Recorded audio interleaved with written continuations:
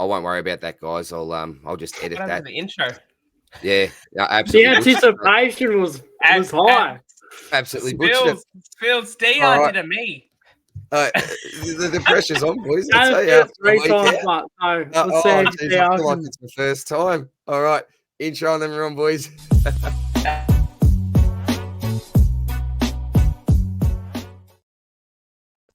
G'day, guys, and welcome back to the Supercoach Swordplay podcast. It is season 4, episode 9. The boys are back. The boys are back together, and I tell you what, I'm absolutely rapt to be with my two brothers again. I was an observer last week. I was part of the audience, and I tell you what, you boys did a phenomenal job in my absence. It probably just goes to show that I don't give too much to this podcast myself. You guys should probably just take it over. I think it's point. But Janet, we'll start with you, mate, because you're just below me. How you been, brother? Great to see you again, my man. And a very special thank you for that lovely video message that you put together with all the wonderful content creators and other people from the community, mate. Thank you very much, brother.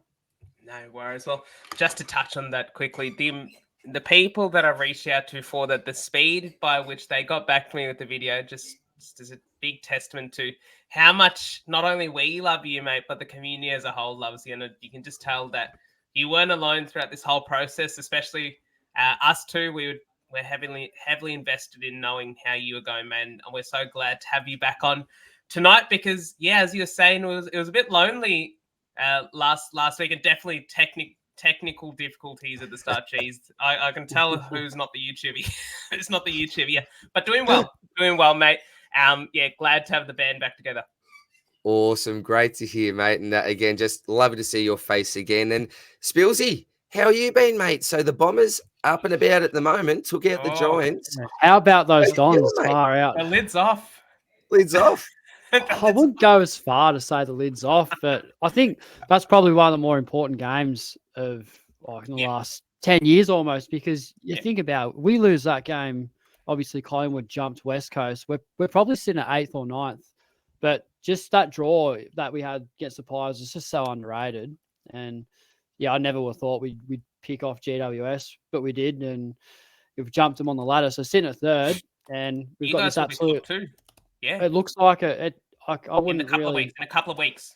Yeah, in a couple of weeks. But yeah, I wouldn't rule it out completely. I mean, look at the donkey fixture we got coming up. We leave Melbourne twice for the rest of the year, and we obviously just touched on the next two. So as a Dons man, I'm traveling quite well. I mean, I didn't expect anything, so it's just nice to see us win. I just want to see a final, boys. Just see us win a final, get that monkey off the back, and I'll be happy. But yeah, boys, going really well. Back in a footy. I had footy train tonight, so huge night. Tuesday nights are going to be so hectic. Like finish work, go straight to footy training, go home, eat, have a shower, and then onto the Swordplay potty. So I really haven't stopped at all. But more importantly, how good is it to have DR back on the podcast?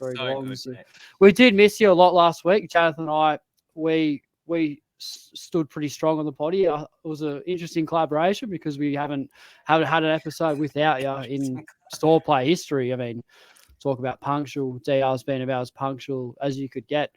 So yeah, mad respect in the Supercoach community, and everyone just got around you. But it's great to see you healthier, fitter, and as better as ever. A bit of a tongue twister there, but yeah, welcome back, DR. Can't wait to rip into this potty with you, and should be good, legend. We'll see how we go. Thank you very much, brother. And look, we need to keep this potty. We're trying to keep it to about an hour and a half tonight. I could spend 5 hours giving the thank yous. It really does mean the world to me. Not just my two brothers here, but so many other people from the community. I am going to put out a separate video. Janet's going to send me through the one that he put together, and I'll also put some thank yous through that. I will get to that hopefully by the end of the week. But thank you very much to everyone in the community. And I'll tell you what, boys, thank you very much to anyone that has at least gone on to check out the supercoachswordplay.com website, and particularly for those people that have purchased a beanie, because we can see the total raise there, boys. We've had another $40 over this last week. $110 raised for the Good Friday appeal for the Royal Children's Hospital so far. So hopefully that will continue to rise throughout the year. We haven't really talked about a goal. I don't think we've got a goal at the moment. We just appreciate anyone that has bought a beanie, because not only does it give us a bit of a head wobble, doesn't it, boys? I tell you, it's very, very exciting for us, but you are supporting a really good cause there. Again, thank you anyone that's bought a hoodie, a t-shirt, a notebook. We really do appreciate that. And thank you so much for being understanding with some of the late shipping on a couple of these things. It is on me, but again, it's been a bit of a tough couple of weeks. Circumstances, everyone forgives you, mate. Don't you feel bad about any of it? Even then, everyone understands. The fact is, because I was telling someone that if you're buying our merch, you probably follow the podcast. If you follow the podcast, you probably know what's going on. So it goes full circle in that way, mate. I appreciate it. We have, tell you what, a bloody wonderful community, the best community out there, but none. But yeah, thank you very much to anyone that has done that. And we do get a lot of questions actually come through. Where do we actually purchase a beanie from? It is supercoachswordplay.com if you're interested. I know George had one on the other night with his video, gave us a bit of a plug out there. What a great man he is. So some of the best absolutely right with us there. So thank you very much, guys. And let's get on to the round reviews. Now, I'll go very, very quickly here because I'm hosting at the moment. But look, probably just around par for me with a 24.04. Didn't change too much in the rankings there. Went down 78 spots, but 24.51. Still in the top 1%. Going okay at the moment. Over the last couple of weeks, I've been more, it's felt like I've been more of a casual type super coacher because I haven't been able to get into all the content, watch all the games. And I've sort of been a little bit blasé with my trades. I had a couple of boosts and gone, bugger it, let's just have a bit of fun with it. And now that I'm healthy again, I'm going, damn, why did I do that? I should have taken it more seriously. I was just, in that casual type mode, but still really happy with where I'm at this stage. And a little bit of an Easter egg later on the pod, we are going to talk very quickly about how you might get an advantage on the competition, because I've been thinking about that myself. I've just been floating around this mark for a while. I want to try to get myself in that top 1,000. So hopefully we can give you a few tips during the potty on how to get there yourself. But overall, boys, sitting okay. But Janeth, you are killing it at the moment, mate. Let's talk you up, mate. 24.95. Tell us how your week was last week, my brother. Oh, it was a bit panicky. I won't repeat the story I told to you off air, DR, but geez, there's a bit of carnage on Saturday with too many loops. My moral of the story is if you got something on and you don't know how long it's going to go for, do not play around with your loop. So it almost went bells up, but I almost didn't get Sexton score over. I almost had to feel Darcy Jones in the end. Could be He's worse. got bloody 37. Yeah, okay. We'll get to you, Spills, but I feel sorry for you, to be honest. I went Tom Powell, Matt Roberts, Blake House. Went early with the trade out of House because I really want to get this done, and that was brought in Tim English. So, no speaker. Went back to him. Went back to the well from last year. Thought he was heavily underscored on Saturday night, but we won't gripe on it too much. Brought in the Took. So, oh wow, okay. Oh, there we go. I've got the Lego one there. I'm used to the gold one that you've got, mate. I love it. I've got the Lego Took. Oh, so that is elite, mate. That is elite. He's back in. Love the draw coming up, and you just saw Matt Rouse. It feels like it gets tagged every week now, but Took is pretty safe from. Let's hope that he can deliver long term at a value. It's about 580, so it's good buying, I thought. And then Darcy Jones as well. He didn't look great. Risk of getting dropped, but really there was no one else you could have gone for last week. That was on the bubble, really. And Tom Powell, thank goodness I got rid of him because he this game he got the possessions but no impact. Matt Roberts, good matchup, but he looks to have gone up the ground a little bit. And then Blake House started like a house on fire and then just didn't finish up. So Captain Bont, I think a lot of people would have fell into that boat if they went sort of that VC Bont, C Dacos route or VC Gorn, C Bont route. I'm sorry, Spills. I'll handball it over to you now, mate. Oh, Spillsy. Look, there's plenty of positives. I mean, you've been modest with your side, Janet. 460. Gee, having a great season, and kudos to you as well. Absolutely. But I scored obviously 2,323 with two of the most critical errors of my Supercoach season, and it happened in the one round. So rookie roulette went pear-shaped on the Saturday when I decided to field Cadman's 12 over Comban's 98. So you lose 80 points there, 78 or whatever, give or take. So there's that. So you add that on to my round 9 score, and it's a good week. And I also absolutely coughed up the captaincy, and I don't know who he was. This bloke was absolutely let me know about it on Twitter. Whatever. You copped it. I copped it pretty bad. He's like, Rao was never an obvious selection. Like, I don't know, he's probably trolling. Anyway, so yeah, Captain Rao should have been Bont. It is what it is. I'm not going to point the finger at Janeth, but I did take his advice in the captaincy corner to VC Gorn against Carlton when I was pretty strong on Sarong. But it is my own doing because I did elect. I did the same thing, mate. I took my own advice. And it's my doing at the end of the day. Like, I didn't have to do that, but I thought, he's due for a big one. So yeah, just spewing. It should have been Bontempelli every day of the week. Look how bad are Richmond, just their injuries and everything. So that was the obvious one. But those two errors right there, I mean, I know Supercoach isn't a hypothetical game, but imagine if I had have captained Bont and fielded Comban. You were probably close to top of the pod this week, mate. I'm probably scoring, the numbers in my head. I think if I did the maths, I'd be at least 2,500. So I think 2,323 is not bad considering what I actually did, and it screwed up my week. And I think this is my fifth rank drop in a row, so not great. But I did boost. This is probably the positive of the week if we're looking glass half full. I did use my final boost to trade out Matty Roberts to Graham McKercher. So yeah, gained another 60 or 70 points doing that. McKercher went up about 50 or 60k, and then Roberts dropped about 30. So done well there, but we're probably looking at a McKercher injury, and we'll touch on that later. So it's a bittersweet, but for the week, it really did help me. And like in hindsight, it was a pretty good move. But watch this space; we'll see what Colby's scans come back as. Who knows what the results are? But look, boys, not great compared to you guys, but I think a lot of it. I think my side's actually really good, but it just comes down to luck at the end of the day. And this week, we're going to target a premium forward because we've got to get rid of this donkey F6. I mean, it's a terrible slot. It is the worst. It is the worst slot in Supercoach playing that roulette. Like, I'll finish in a second. I'm rambling, I know, but this is like the first time I put Comban on the bench. He's averaged about 55 to 60 on my field. Chuck him on the bench and he goes off. So I don't know what it is. I don't know if it's luck related. I'm happy he bounced back for my rookie's sake. I feel comfortable fielding him again. But why couldn't he do that before? Who knows? But Spills, could I add something to that, mate? And it's not to sort of rub it in, but the fact of the matter is you can if you want. I'm not the type of person, but DR is too modest.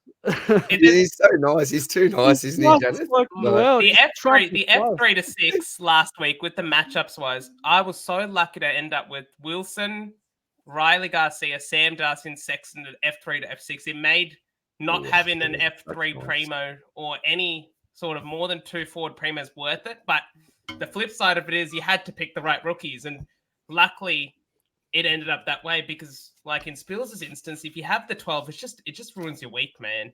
Like I know Supercoach just a game, but it's piss poor, isn't it? That's a rancid score at F6. What do you do about that? That's terrible. That's like Tom I Green. couldn't even loop him because I had Jones.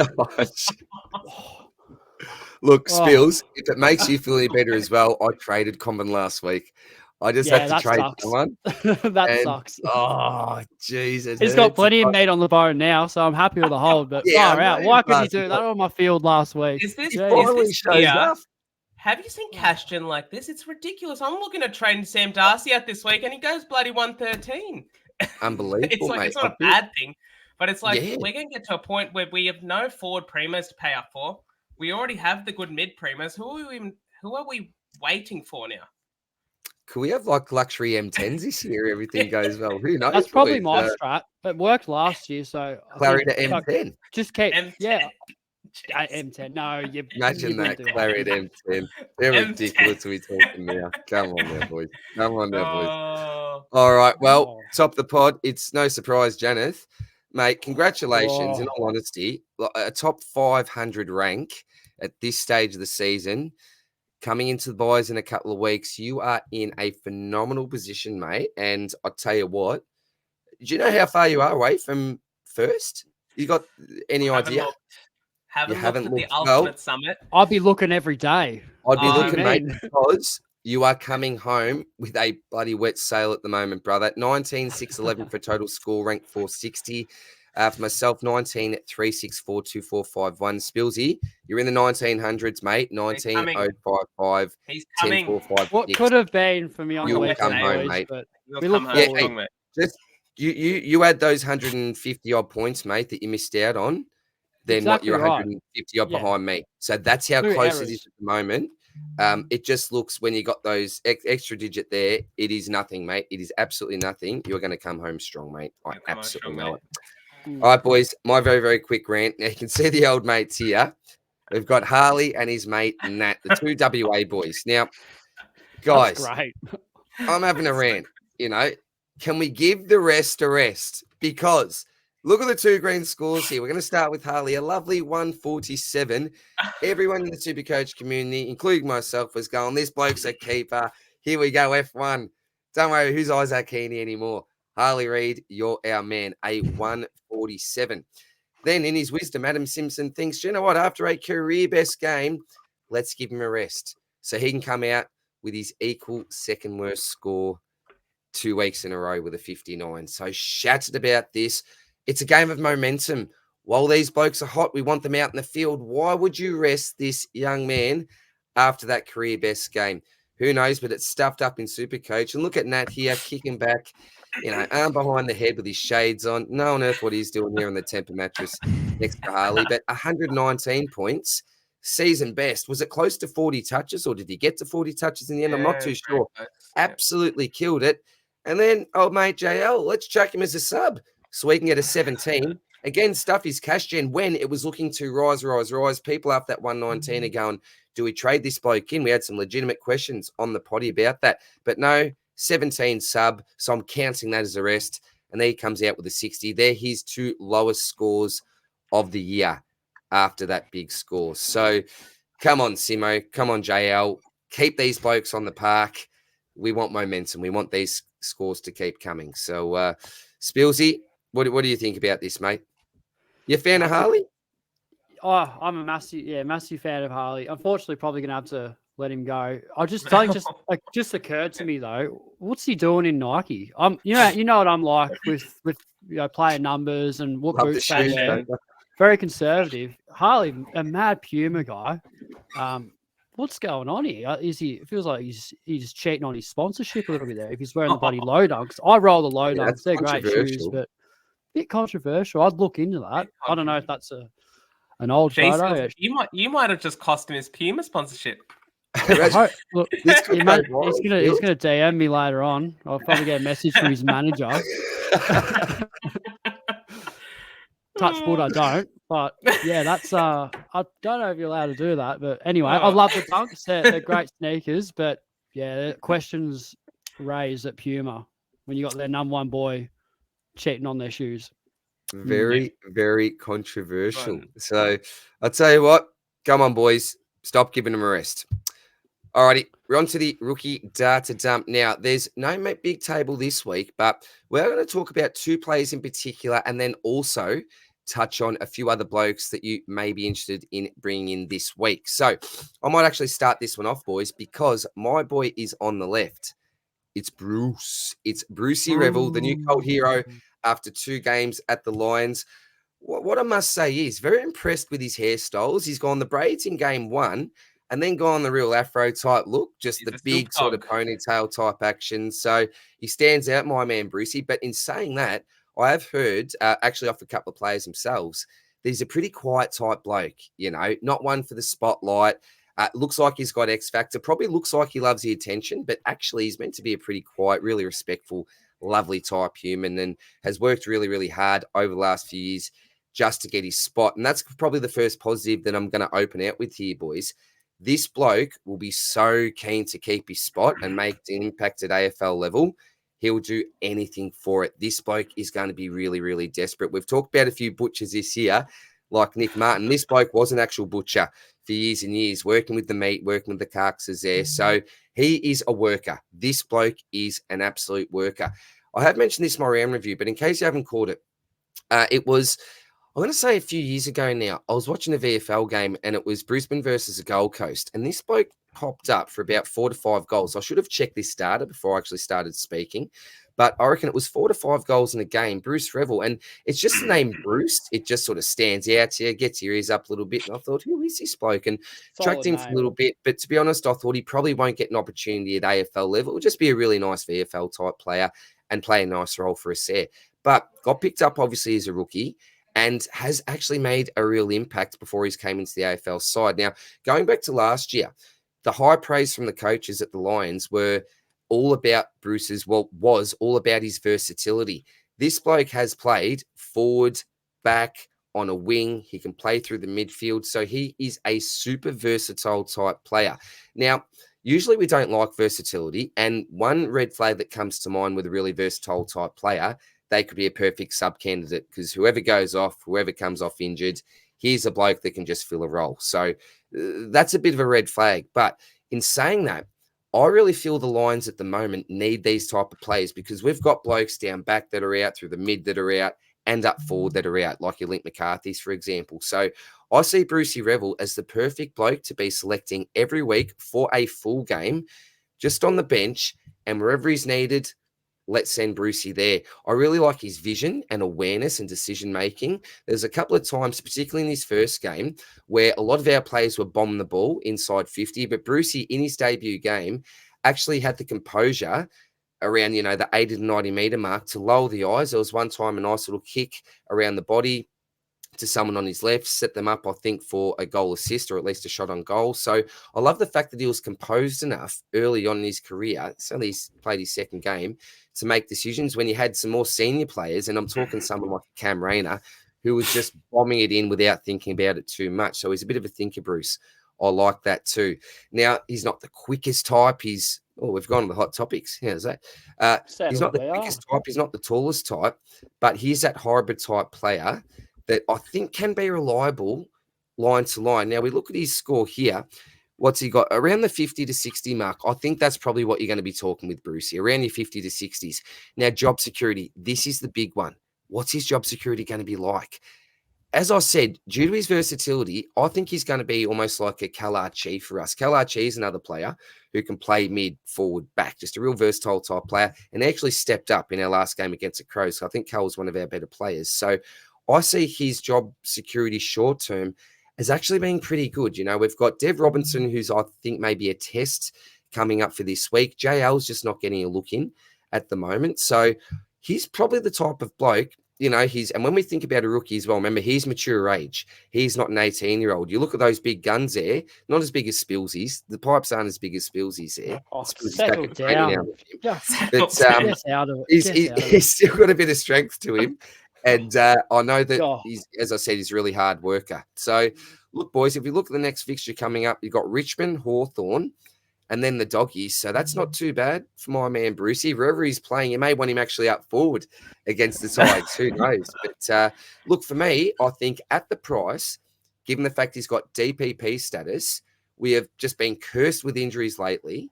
He's actually performed well, I think, in these two games. We've got other blokes like your Jackson Pryors, your Harry Sharps, who I think are more sub-candidates or probably more likely sub-candidates, I think, than my man Brucey. And Fags likes to reward good form, and I think he's played a really nice role for us without absolutely smashing it out of the park the last 2 weeks. So for me, I'm keen to hear your thoughts on Lockie Sullivan, boys, but at this stage, because I know a little bit more about Brucey, he's currently in my trading plans this week. That's pretty much about as good as I can give. Stage, fellas. Great insight. That's a good insight, that. Yeah. Nothing groundbreaking, but yeah, that's how I feel about my man Brucey. Before I add on to before I talk about Sullivan, mate, one of the big Like I love the way Revel plays. The role is really good off of halfback. My big concern with him is that he doesn't have a tank at the moment. If you have a look there, he's played 74 and 68 minutes, both as non-sub affected, 55% time on ground against Gold Coast, and 60 against Gold Coast, 55 against Adelaide. It just feels like he's always on the bench. And obviously when you're on the bench, you can't really score. And you compare that with Sullivan. Now, I was at the game when he came on against Carlton, a member of the exclusive first kick, first goal club. And he just does things. He's very energetic. He gets around the ground really well. Unfortunately, I couldn't watch the start of the West Coast Collingwood game when most of the scoring was done. But it did seem that he was getting involved. He's had 33 and 25% CBAs the last 2 weeks now. How that holds when DeGoey and Mitchell, or if Mitchell does come back, they're both tests for this week. We'll see, but it is quite handy that we'll at least get to know with Collingwood playing earlier than Brisbane what that status is. One of the things that I like about Bruce is that he's got DPP, but one of the things I don't like about Bruce is that he's got the early bye. And so you get to a point, if they're both in the team, you're like, oh... I'd rather just have someone that's on the last bye, which would be Sullivan. But at the same time, does Sullivan even make it to the bye? It is very much up in air. Either of them. It's not the greatest bunch. That's why I just want to throw up some other names before we get to you, Spills, on your sort of verdict. But I just want to throw up some other names that might be relevant. Kane McAuliffe. Now, the fact is that he must be a spud football if he can't get a game for Richmond. They've got 26 fit players, DR. And they've got 3 more injured on the weekend. Morris, Frioli, Jack Graham, and just bloody hell. Meatball as well, wasn't it? Or what is it? Sam Banks. Cumberland had 40% time on ground as the sub. It's like, geez, this is just carnage. And then if McAuliffe can't get a game, he's like, he must be seriously doubting himself. That's 123K. Dan Curtin is another highly touted in the preseason, 175K, but he's put out scores of, I think they're both dubs. Yeah, 43 and 9. He's not great. Yeah, he's a mad sub risk, but he is. But with Josh Worrell now injured for 8 to 12 weeks, there's a big chance for Curtin to really cement himself and not be subbed out in that way. And I feel like he's one of those types that we all skip on him. And like last year, if you guys remember with Dylan Williams, he was subbed off. And so we didn't good shout. Great shout, that. Man. Then he went gangbusters because he just kept putting scores on when he got full games. I have a sense that we may see that with Curtin, but you can't go him this week. It's like you've got nothing to go off of really, apart from the fact he was a top 10 pick. Your boy Logan Morris, Logie, the Big Mac man. What a story in his debut game. He ran 25 odd Ks, cup of soup and a Big Mac meal before his second game. I'll tell you what, if he had a kick straight last couple of weeks, he'd be a lot more of a talking point, I think. Logie, I actually brought him up early on the preseason because lots of Lions fans that actually go to training was super impressed with this bloke. And we're actually calling, myself included, for him to come in for Hipwood. Now, they're obviously both playing at the moment, but look, I think Logie actually has a really big future. We don't like his role at the moment. And if you're comparing, Morris versus Revel, for me, it's definitely a Brucey boy. But really talented player, mate. And I would not be surprised if we look at this bloke in the next maybe 3-4 years and say Brisbane got an absolute steal with Logan Morris. I'm a big fan of him, mate. Big fan of Logie. Cool. And then just some other ones there. Cal Shadir, great story, but again, key forward in a bottom-ish side, tough. Jackson Archer playing lockdown, probably the worst in the most bottom side in the competition. And then Angus Hastie again, no real certainty about his role. Ross seems to be juggling the kids around, giving them rests when they need it. So I think really it is Revel versus Sullivan. I think McAuliffe is probably got the highest upside in terms of job security if he can actually get a game, because I mean, it's just such an odd thing. But even then, if he's not getting a game now, that doesn't say much about his job security long term. I would get a game off the wing. Let's be honest. What's McAuliffe doing? Let's just say I'm Camp Sullivan. Sullivan. He's got a good role, and I just trust his.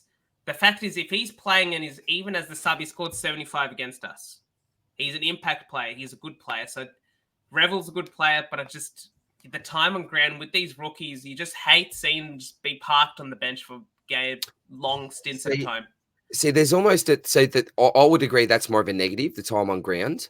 Yeah. But if you look at his score, that means the PPM, points per minute, that's good. Yeah. He's a really nice points per minute player, isn't he, with that low tog? But you're right, mate. You'd much rather a higher tog, lower points per minute, personally, anyway, for myself. Yeah. Spilsy, look, I've tried to say you, Brucey. You went over there. Other brother is Camp Sullivan at the moment, and I may be by the end of this pod, mind you, as well. But Spilsy, sort us out here, brother. What are your thoughts on?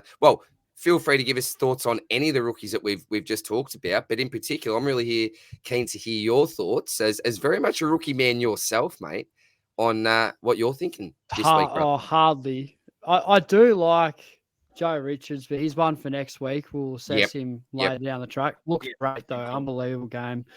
But I think it comes down to these two at the end of the day. The only thing I like about Bruce a little bit more is that DPP. It's just that, mid-forward DPP is always really handy. But I'm looking Sullivan. I watched both. I watched all of both games that Collingwood play, so I had a bit of a look at him, and it's deja vu. It's almost like we're watching Ginnivan again in that number 33. Just plays so. Well, yeah, a little bit. I mean, just that such a high impact, and when he's having shots, I mean, he makes them count. He's just such a good scoreboard player. I think he's going to capitalize really well, which is really important as a forward. You want to make sure that you finish. You don't want to be kicking, 0 goals, 2 or 3. I don't think Sullivan's that sort of player. Just really deadly around the goals. So when he gets his chances, he really does make them count. He's got the 275s in his system as well. He's done one of those against Carlton, who are arguably top 4 contenders. Did beat up on West Coast a little bit, but you got a sample size against a really good team and a really bad team. So I think you know what you're going to get with him. And the thing with Bruce as well is I don't think he's going to be that sort of rookie where you look back at him in a month and go, gee, I wish I sort of went for him. I think he's pretty safe, but I think Sullivan is the sort of guy that can make you pay if you fade him, because those 2 scores in his system. Look at the projected score, 41.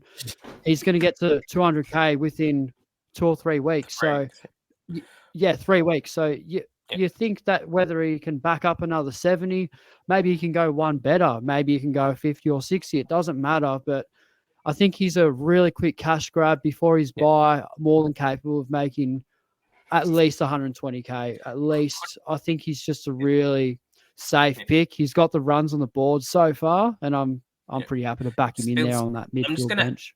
I'm just going to add one thing here, mate, and this may not apply to us, but the fact is, if you've already got Jai Clark, mid-only, maybe a Kane McAuliffe, mid-only, or some other player that's mid-only, I would hesitate to go Sullivan. The fact is, if you get 2 dead rookies in that mid-bench amongst those 3 that are only mid-only without DPP, it makes it very challenging, especially to navigate the buys. So in that instance, I'd feel more confident going with someone like DPP, like Revel. Even if Revel's dropped, at least you have the flexibility to move him about. Whereas with Sullivan, he's going to be a midfielder. So if he's dropped, you just got to park him on your mid-bench. If Clark's dropped, you got to park him on your mid-bench. And so if you got 3 of the same type, it makes it very difficult. So that's just something to keep in mind for very team-dependent. In a way, the call is very team-dependent, and also the type of coach. Because, Spills, I reckon I really like the point you make. Sullivan is the type that playing in a good side with a decent fixture. Revel playing in a good side, decent fixtures. So what it comes down to is really how much can he hurt a non-owner in a way. And I think Sullivan has more hurt factor. Bruce is safe, I reckon. He's really safe. But I reckon Sullivan could really put a dagger in your heart if you faded him. Yeah. Like he's a sort of bloke. They're both mature age as well. Yeah. Oh, it's a tough one. It's not clear cut, is it? We've had a few weeks where it's been pretty clear cut. Like as you said, Darcy Jones didn't perform too well last week, but he was pretty much the clear cut rookie that we bring in. This is a lot closer, I think, than what people are thinking. Oh, I'm still undecided, boys. But for now, I'm going to stay true to my lines, and I'm going to go. I love Yeah. DR's sort of feedback on Brucey, and just put a really good insight. You won't get none better than that on. That's why on Bruce. But thank you, brother. I may even team him up. I am going to say Sullivan still. But you made a really good point though. Yeah. So I'll give you the benefit. I think DR, if you had the chance to look back at Sullivan's highlights, you'll see why Spills, and I think that he's more high ceiling because he's a very he knows where the goals are. Knows where they are. He knows where the goals are, and he knows how to hit a target. All right, boys. Now look, that is absolutely fine. Like, yeah, I would absolutely see myself switching maybe during the week, but good discussion, boys. So really at the end of the day though, don't really look at your DRs and these types. These are two blokes who look at bargain basement as well. All right, Janeth, I am going to flip this to you, brother. Hot topics. So there's a little bit, there's a lot going on in the Supercoach world at the moment, mate. But do you want to take us through some of your hot topics that you think are a bit discussion worthy going into this week, brother? Discussion worthy or not, I'm just going to take you guys through a couple of things. So I'll start with the injury updates because I think there's a bit of some Supercoach relevance and it's not necessarily relevant to the player that's injured. So we'll see. Sean Darcy, obviously Shrek owners, there's not many of them, but there's a lot of Luke Jackson owners. So Luke Jackson hasn't turned up since he scored 178 in round 2. So is this the week that he finally breaks that run? We'll see. He looks Colby bad, McKercher. This is a bone stress, and it's not a fracture, but it does strike me as something that can become a fracture, is what I'm getting. Colby says he's only going to miss this week, and he's going to be back for next week. But I don't know if North are going to roll out their Rolls Royce with the bone stress next week. So one to monitor. We'll talk about it more in the mailbag. I'm trading me at the moment. But I guess we could. Well, I'll get back to this. We will bookend this chat because we're in 3 very distinct situations. It's going to be a big chat about one bloke. In terms of our emotional attachment to Colby, we're in 3 separate camps. So we'll get to that. Josh Kelly reports murmuring that he'll be out for 6 weeks. No way. Hang on. Josh Kelly's injured himself? You're joking, Janet. With a calf injury. A calf injury. A soft tissue calf injury. Nah, sorry, Josh. I'd say it, but like it just. That is just the inevitable. It's always going to happen, man. And do you know what? He must have been conjoined at the hip with Lockie Ash because he's also got a 6-week calf injury. Jeepers, okay. So lots of moving parts in that GWS team in what would have been a very settled back 6. I reckon it's the most settled back 7, but does this open the door back up again for Lee Kalia to come back in? Lockie Whitfield might get a couple more kick-ins, bit more rebound responsibility. He loves the cheap stuff, Lockie. Oh, my God. He could get more attention like he did against Essendon. We'll have to wait and see. But, yeah, Josh Kelly's a big one because this could really open the door for a guy like James Peatling. I know Ross was a bit hot on him a couple of weeks ago before he got dropped. He scored. Was unlucky. He scored at 83 and 116 last 2 games, 297K, minus 40 break even, and minus 30. It's probably not what you would do in the middle of upgrade season, but again, room could open up. We may see, Jacob Ware just get a continual run as well. So, bit to play out there. We've talked about the rookies. I'm gonna come back to Colby in this discussion. Because we'll talk about the value primers, and I'll just start off at the start of the week after seeing my rank. I'm like, this is really cool. And I look forward to this week. I'm like, I've got no one to trade out. Like, there's players I want to bring in, but there's no one to trade out. That's how good you're going, isn't it? You're just fine at the moment. It's not the bear. I mean, okay, I don't know who to trade out. There's too many options. No dead rookies in my team. That's not true, but we're close. Will Graham. So defensive mid, 277.8K. He hasn't travelled to Darwin, so he won't play this week. And the thing is, they don't have VFL this week, which means that he won't play at any level this week. So he can't strengthen his case to play next week. Now, the way we've seen Dimmer, the best way that Graham can get into the team is hope that Gold Coast lose. Because we know that when Gold Coast lose, Dimmer decides to go full gangbusters and change up half the team. So I think that's his best way of getting back into the team. Don't move sexy. I need him. But he's one that I'm looking at. But we need to think about who we want to bring in. And so I think if we look across the three lines, you've got in defense, Tom Stewart's probably bottomed out. In midfield, Jack Steele's at a pretty friendly price. Now, there was a Herald Sun article out today about his troublesome knee, but he didn't have any knee strapping on the weekend. So there's a 557k DR. We'll get to you and your thoughts very soon, mate. But PTSD much? Oh, jeez. What a stupid trade that was. Seriously. Hold on. It's all right. It's okay. We'll get to it. Is and then we got Dennis? Trac and Clarry. The Melbourne boys. We got the Melbourne boys. So Trac had scored 5 goals for 130, which watching that game was just seriously. I've got no idea how he didn't score 160, 170 because unbelievable that. That's crazy. He was the only one doing anything for Melbourne. And then Clarry. Clarry passed the eye test. He really did. I was watching him very closely, but I wasn't watching the scores, obviously focusing more on the Blues. But he was stiff to only get 87. I thought that was one. He started badly, though. That's good news, though. Yeah. That's good news to hear. Beautiful. He passed the eye test, 8 tackles, so he's got that pig mentality back. Shout out to you, legend. Yeah. But yeah, 87. It's just a middle of the road. But I think West Coast this week again, St Kilda next week. So Trac and Clarry is something to monitor. And then in your forward line, we got Zorks, we got Rankine. I think those two are the big ones. So in terms of who we're trading out, this is where Colby comes back into the frame. Because if Colby can get you to one of these guys, do you pull the trigger? Lots to unpack there. DR, I'll just give it to you. Throw something on the whiteboard, see what sticks, mate.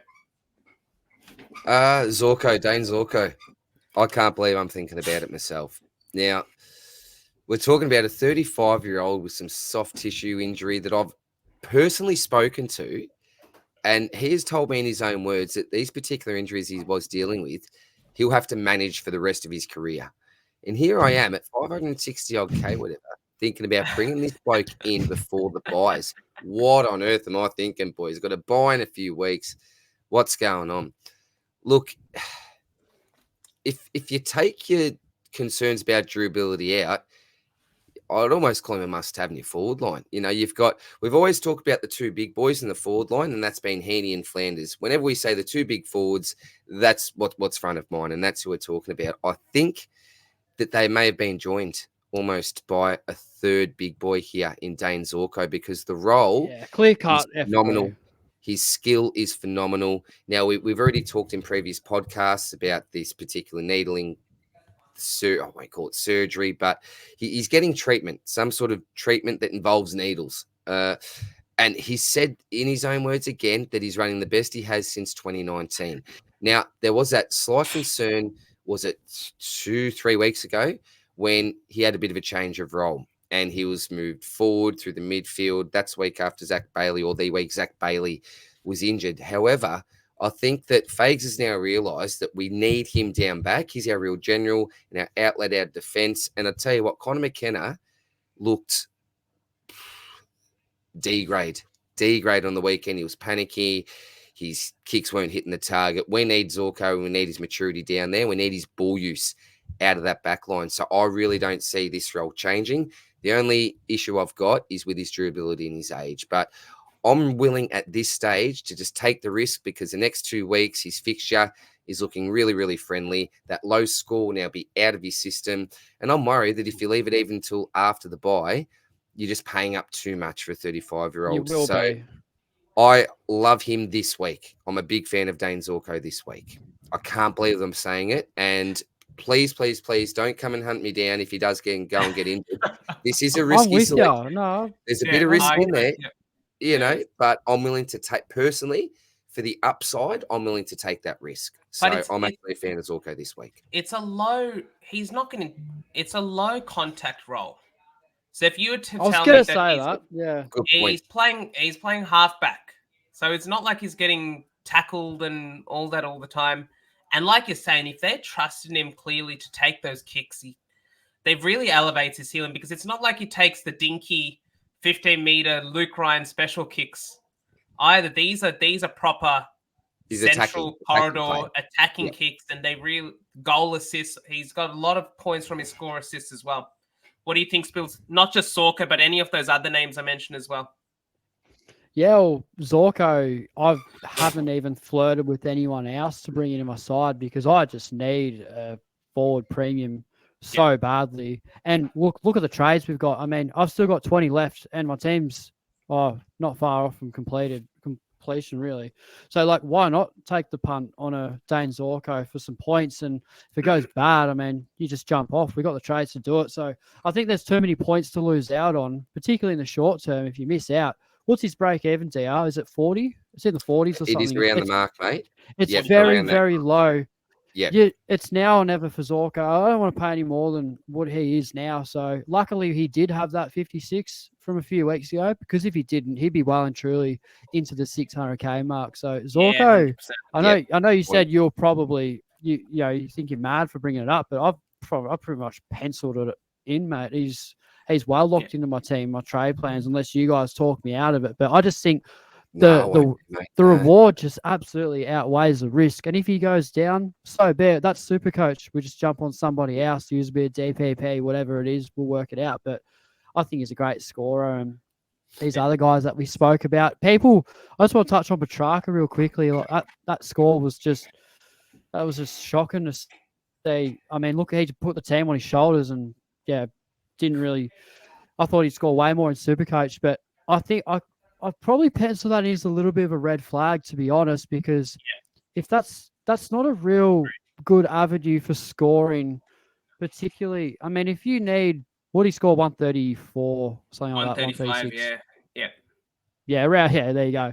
So if you're scoring 135 from kicking 5 goals, all clutch, was it 5 goals? Yeah, that was a clutch game. Yeah. Crazy stuff. I mean, what's he doing without those 5 goals? I mean, I would probably wait on him. There's a bit of speculation that they might keep playing him forward because they're just struggling down there at the moment, the D's. We could be looking back in the final month of Supercoach, and all of a sudden Trac's a mid-forward. So we never know. That's a lot of speculation, but he's someone I'm more than happy to wait on. And I do like Stewart as well at a really good price, but he still has a 97 break even. So there's every bit of it that he doesn't even hit that. So Zorko's my favorite of the bunch. And obviously we got to discuss McKercher. He's a real worry at the moment. I'm in a bit of a situation. If he doesn't play, I'm not going to trade him because I just bought him in with my last boost, and he's got negative 10 break even at 379K. He's going to absolutely cash it in. So if Zach Reed's back, I might flirt. I might see what Zach Reed does early, and then that'll predict my trades. But yeah, there's a fair chance that I might have to actually trade Graham. I don't really want to. Just so much more money to be made with him, but we'll see how we go. But just on that, Spills, though, one of the reasons why I'm happy with trading Graham in, DR, you can add to this as well. We were talking before that this year we've probably got more cash gen than any other year we've had. And so if it's going to stunt, if trading out Graham, because he's probably got another 30K, let's say, be made, and it's not going to come this week, it may not come next week. So if trading him out now means that you can continue your upgrade cycle, is the 30K at the end of the day really going to be worth it? We've got so much cash gen around the field. You've got Closey, Darcy Wilson's been a late bloomer. You've got Colby now back in. Alex Sexton's been a late bloomer. Jordan Sweet's come from the clouds to become a good cash gen. There's 6 rookies right there that should get you close to filling out your 3 forwards straight up. Like, you don't even need to do a 2 up, 1 down, because the forward upgrades, they're not going to cost that much. You're not paying 600K for your F4, 5, and 6. And then you've got maybe 2 big mids to get in. We probably have enough cash to go early on a Will Graham. What do you think? Yeah, look, it's a sum really that up good pretty point well. you make with the amount of cash gen that we've potentially got. In years past, that 30K would really be trying to squeeze out every last drop. But you're right, if you are running still with the closey types and these guys that actually have a fair bit of cash in them, then I actually think it's okay, mate. Yeah, initially, my first reaction is always, nah, we don't trade Graham. But after hearing that out loud, I think it's actually okay, unlike other years, mate, because of the cash gen that we've Plenty of got. cash coming through. Yeah, Yep. and you mentioned before, Spills, about how we're all, and Janeth touched on it before, we feel differently about McKercher in different situations. Just very quickly to touch on that. So in my personal situation, stupidly, and you call me a veteran of the game, I didn't start Colvin McKercher. I started Sam Berry because he's a much better player than Colvin McKercher. So I didn't start McKercher. Then I realised and rectified my mistake very early on, brought him in, and I traded him out just after that 5, whatever he got. Janeth started Colvin McKercher, so a little bit different there already, and has held on to him throughout the whole time. Good boy. Bills, different Good situation boy. again. Started McKercher, same as Janeth, but you've then traded him out and traded him back in. So our emotional attachment. I boosted him back in after the so DR, different. and it You was my boosted last him boost. Add that little And it cherry was on my top. last boost. Oh, Oh, no. Bills. Oh, well. It was a good trade. It was a great No, trade. absolutely. Absolutely. Absolutely. If the injury mate. didn't happen, you're laughing, mate. Oh, Yeah, 100%. absolutely. 100%. Yeah. So, yeah, just to touch on that, that's another reason. And that's something you always need to think about.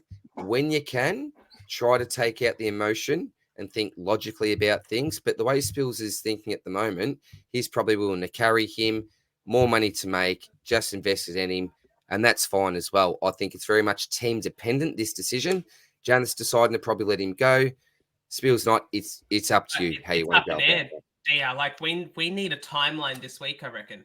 Because if Yeah, it's well, not, that's- then you're just playing with fire. You've got no idea if he's going to be back next week.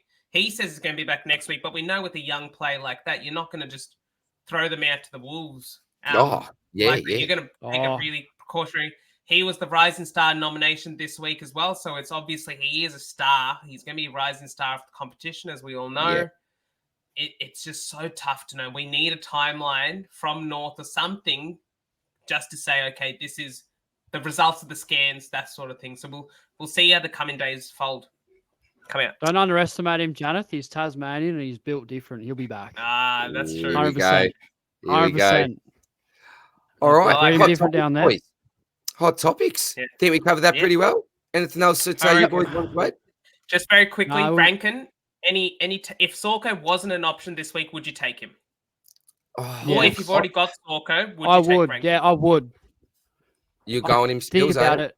Just depends. Like if your team's like mine and you've got just someone dicey as at, let's say you got Wilson at F5, and then you really like each week, if it's a Cadman, is it a Berry, is it a Dempsey? I reckon that's where you need a forward. If you already have Zorko and you're in that case, yeah, love Rankine as a pick. I think he could be fine. Mid-minutes are going up a little bit. And he hits the scoreboard, high impact player. But yeah, Zorko by far with the role, much more favourable for me. So yeah, I like Rankine, but not really Yeah. my I priority. When think they he's, had o- their I full think he's gig on okay. DRs, I'm not sure if I'm still thinking like Gold Coast days, but the big word whenever I think of Rankine that comes to the front of my mind is consistency. The word consistency. Now, I don't know if he's had a consistent. Yeah, I really haven't looked too much into Rankine, I must admit, because I've always thought that the forward line I'm just going to deal with later. And it feels like I've been taking away from it, trading out your Tom Powell types. So I'm thinking possible keepers, now trading out your Harley Reid types. So this is really the first time really this week where I've really legitimately looked hard into the forward line and looking to bring an option in. So I may be disrespecting the Rankine pick a little bit here, but he doesn't fill me with great confidence, mate. I think we can get him a bit cheaper too. 80. One score below 80 DR this Well, year. that is consistent, isn't it? Particularly for a forward. We're not talking a defender, midfielder, ruckman. We're talking a forward. So this year, I'll tell you what, that impresses me, Janeth, hearing that. And That's actually pretty impressive. I guess the other big thing is that after Collingwood this week, Adelaide, this fixture. West Coast at Adelaide Oval, Hawthorn at the G, Richmond at Adelaide Oval. Oh, are you serious? Wow. That has Wow. Rankine written all over it. What's his break even this week, Janeth? He's got Rankine. 65 break even, 527k. I think that if I had to rank Zorko and Rankine, it's probably Zorko given the role, and you just know that he's probably going to put out 100 if he just stays injury free every single week. Probably at that 110 average. Rankine is a bit more for yo-yo, but if you can get some of these ceiling scores and forecast them rather than waiting to see him have a ceiling, because Saw scored 142 against Brisbane, good opposition. Yes, they're probably missing Stars, which would have been the ideal matchup for Rankine. But that fixture coming up, it's definitely one to consider if you've already got Zorko. If you're not comfortable going Zorko, given his injury history. He looks good again. Wouldn't mind jumping on Rankine next week even and just getting another forward rookie off the field, getting Darcy off the field, cash him in, done his job. But that's a piss take run for Rankine. Isn't it? Yeah, you pay up a little bit for him. Like you're probably looking at like 540, 550k for Rankine. But like, yeah, that run coming up could be a really nice pod at a real crucial part of the season too. So I don't mind it, particularly for me, ranked at 10k. Got to take some sort of risk. Question for you boys. Question very quickly, just to help me out a little bit. I'm toying up between bringing in Sack Merritt, but it would mean Sack Merritt or Dane Zorko. And I know obviously it doesn't feel very balanced. But the fact is, if I bring in Merritt, my midfield's closed. There's no change lane thing, no value midfielders coming in. Whereas if I don't bring in Zorko, I'm going to feel 4 forward rookies again. And last week the matchups were there. This week they're probably not so much. Where would you guys lean in that sense? I'd lean towards Zorko because I'm sort of with Spills in a way. This forward line is it's almost looking worse and worse by the week for me with some of these blokes, your Fife, your Reed types. In a way, you could look the opposite and say, well, look at Comben, Darcy, and the way these guys are performing, depending on who you got there. But I personally, mate, this is just personal to me. I don't like closing up a line this early on in the season because I just feel that you could be missing out on an absolute fallen premium. We hate concussions. We hate all that sort of stuff. But let's just say, and look, Zerrett traditionally always tends to come down to a lower price as well. He's one of those type of players. So personally for me, mate, I would like to leave that open. On the other hand, though, who else are you going to prefer over Zach Merritt? Zerrett's probably the top of the tree at the moment. And by closing that, you are closing it with someone who some have viewed as a must-have. Oh, I've sort of switched it in a way there. North Richmond next week, next 2 weeks. And then after the bye, they got Geelong and Geelong and who is it? There's another soft matchup after the bye. So it's Geelong and West Coast. Yeah. Gold Coast. So it's North, Richmond, Gold Coast, Carlton, West Coast, Geelong. So 4 of the next 6 are probably really good matchups. It's scary as a non-owner. One this week, one the week after. Yes. That's the other option. It's probably the break-even game you play then, isn't it, mate? Go Zorko this week and then go Merritt next week if he doesn't go too big against North. He may get tagged by Will Phillips. I think that's an overrated matchup, to be honest. I'm not looking at really captaining Merritt this week because I'm just a bit iffy with the obviously bit of PTSD from Rao, but I just don't trust North Melbourne. Like, they're pretty shit, but they do lock down on the big. They do. They're just a bit dicey with like who they play and who they put attention into. So I'd wait for Merritt. Got a high break even too. Yep. But you want him for Richmond. Guarantee he will beat him. Like last year went 160 odd last year, and they're even worse this year. And that's at the 100%. G. Just get so much space. So Zorko this week, Merritt next week. Let's move on, boys. Let's carry on. Let's go into the question. Boys. Talking about moving up the ranks very, very quickly, let's have a quick 2-3 minute discussion on how to gain an advantage over the competition. So I was just having a bit of a brainstorm, thinking out loud today, because I've been hovering around that rank. And I mentioned this when I was alluded to this when I was talking about my round review. The fact that I've just been hovering and I'm thinking to myself, what do I need to do to reach my short-term goal of getting inside the top 1K. I'm top 1% at the moment, but I want to get inside that top 1K overall. So I just listed a few things that were just at the top of my mind here. And boys, I've probably missed out on so many things, and feel free to add to this list. But just want to go through, particularly for those people that maybe, around the 10K rank, like yourself, Spills, that are looking to really make a quick move, or also those people that are aiming for a top 500, aiming for a top 1,000. It depends where you're at and what your goals are. But for me, there's just a quick list here I want to go through, boys. So the first one is to look at ownership percentage.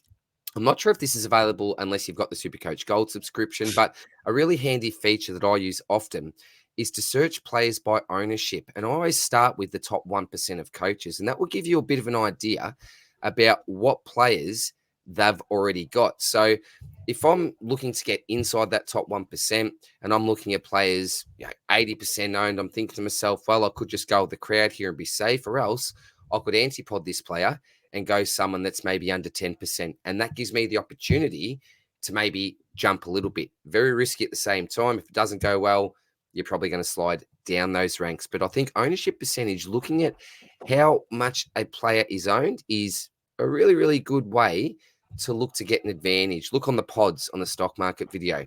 The next thing is a solid buy structure. There have been so many years in the past where I've been super prepared for the buys, and I've made a real leap during those bye weeks. Now, this year is a real different beast with the buys. We know that. But I think if you can really start to focus, particularly from this week, you probably should have looked a couple of weeks ago, but at the latest from this week, look at your buy structure, because you may find a way to get a real advantage on the competition that way. There's very highly owned players. We know that, well, me personally, round 14 is a really tough round. So if whatever tough round you've got, maybe make sure that you try to maybe balance that out, possibly a little bit.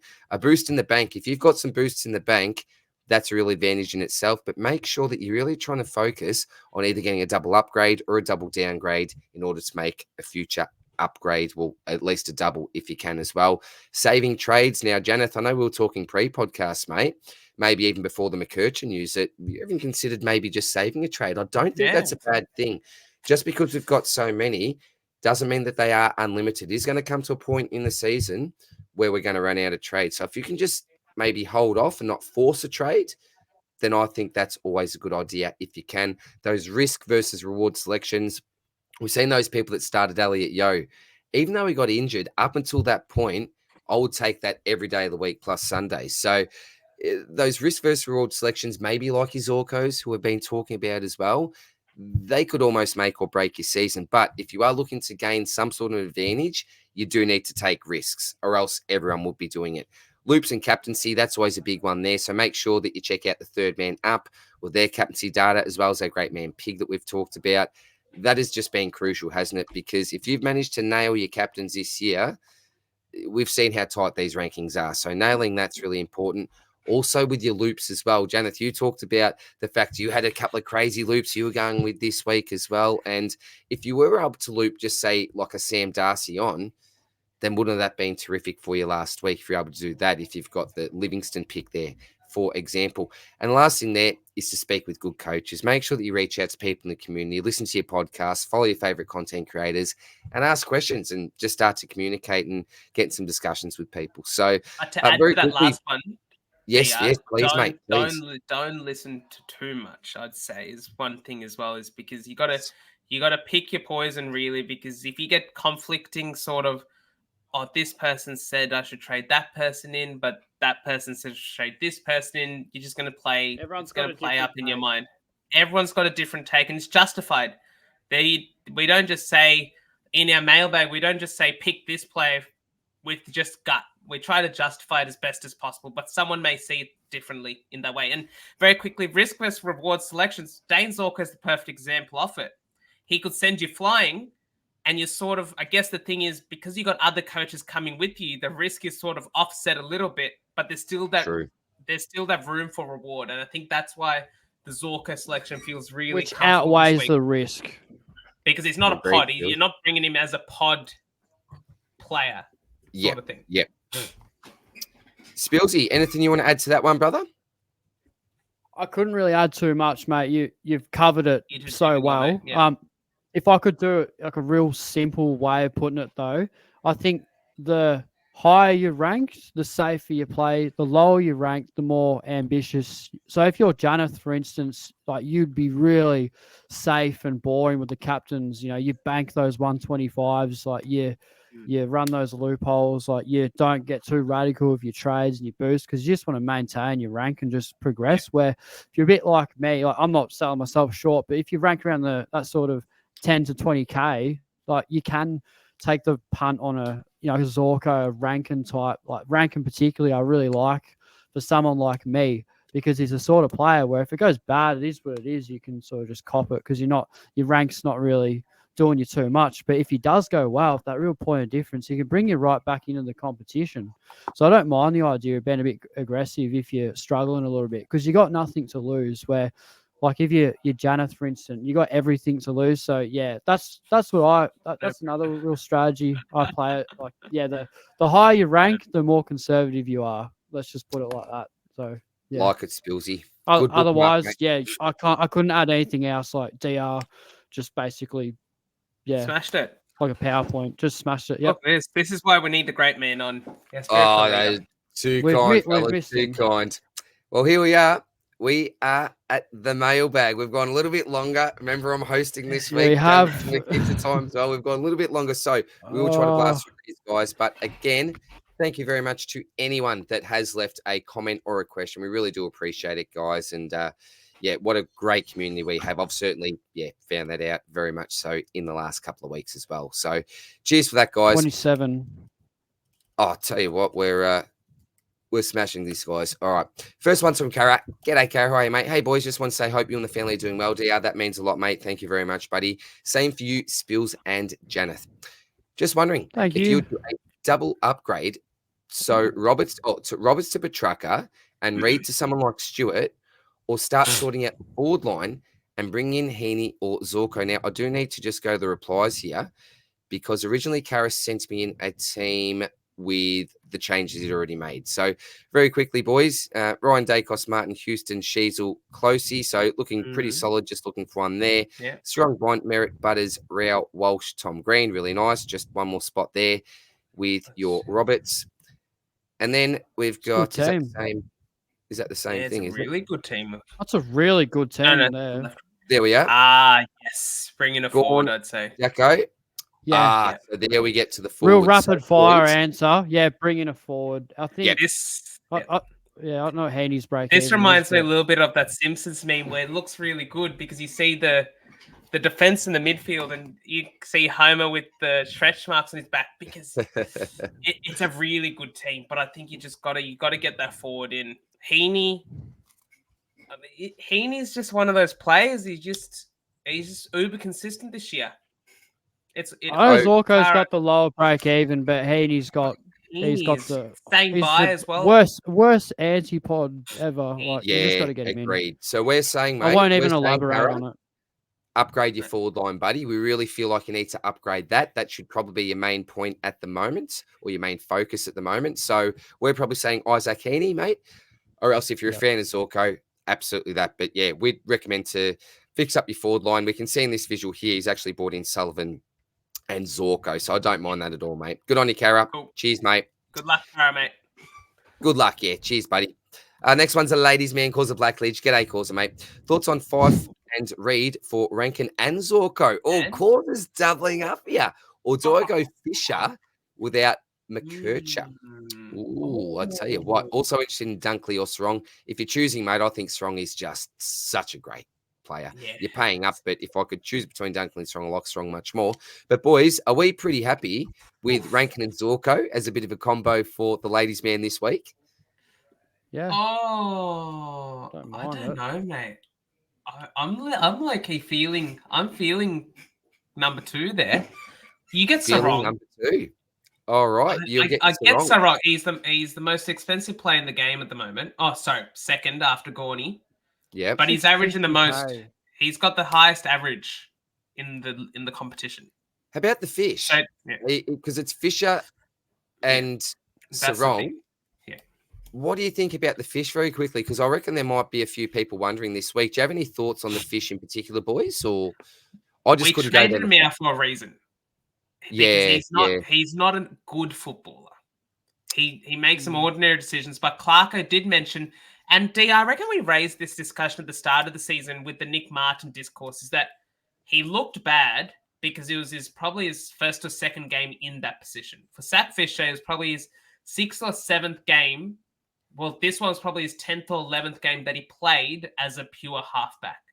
And so I think he's looking better week on week. And Alistair Clarkson clearly said that in his post-game press as well, as that Fisher's improved in the role. Okay. Honestly, mate, this may come down to your bias structure as well, because Zorko has the same buy as Fisher, whereas Rankine has the final buy. Sarong has the friendly buy, we'll say. Nice friendly buy for some. too. So It's just something to keep on. I don't mind the trade-outs, though, Fife and Reed. They're probably good to go. But at the same time, when Spills and I were doing our buy discussion last week, we were counting Reed in that discussion. So Yeah, week long time in Supercoach. How quickly things can change for sure. Spillsy, anything you can add for cause there, mate? All right, very quickly, Spills, Rankine and Zorko, or Fish and Sarong, my man?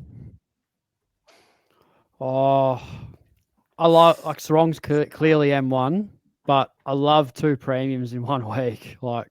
Rankine and Zorko, perfect time to grab them. All right, split 50-50 there for you, Causa.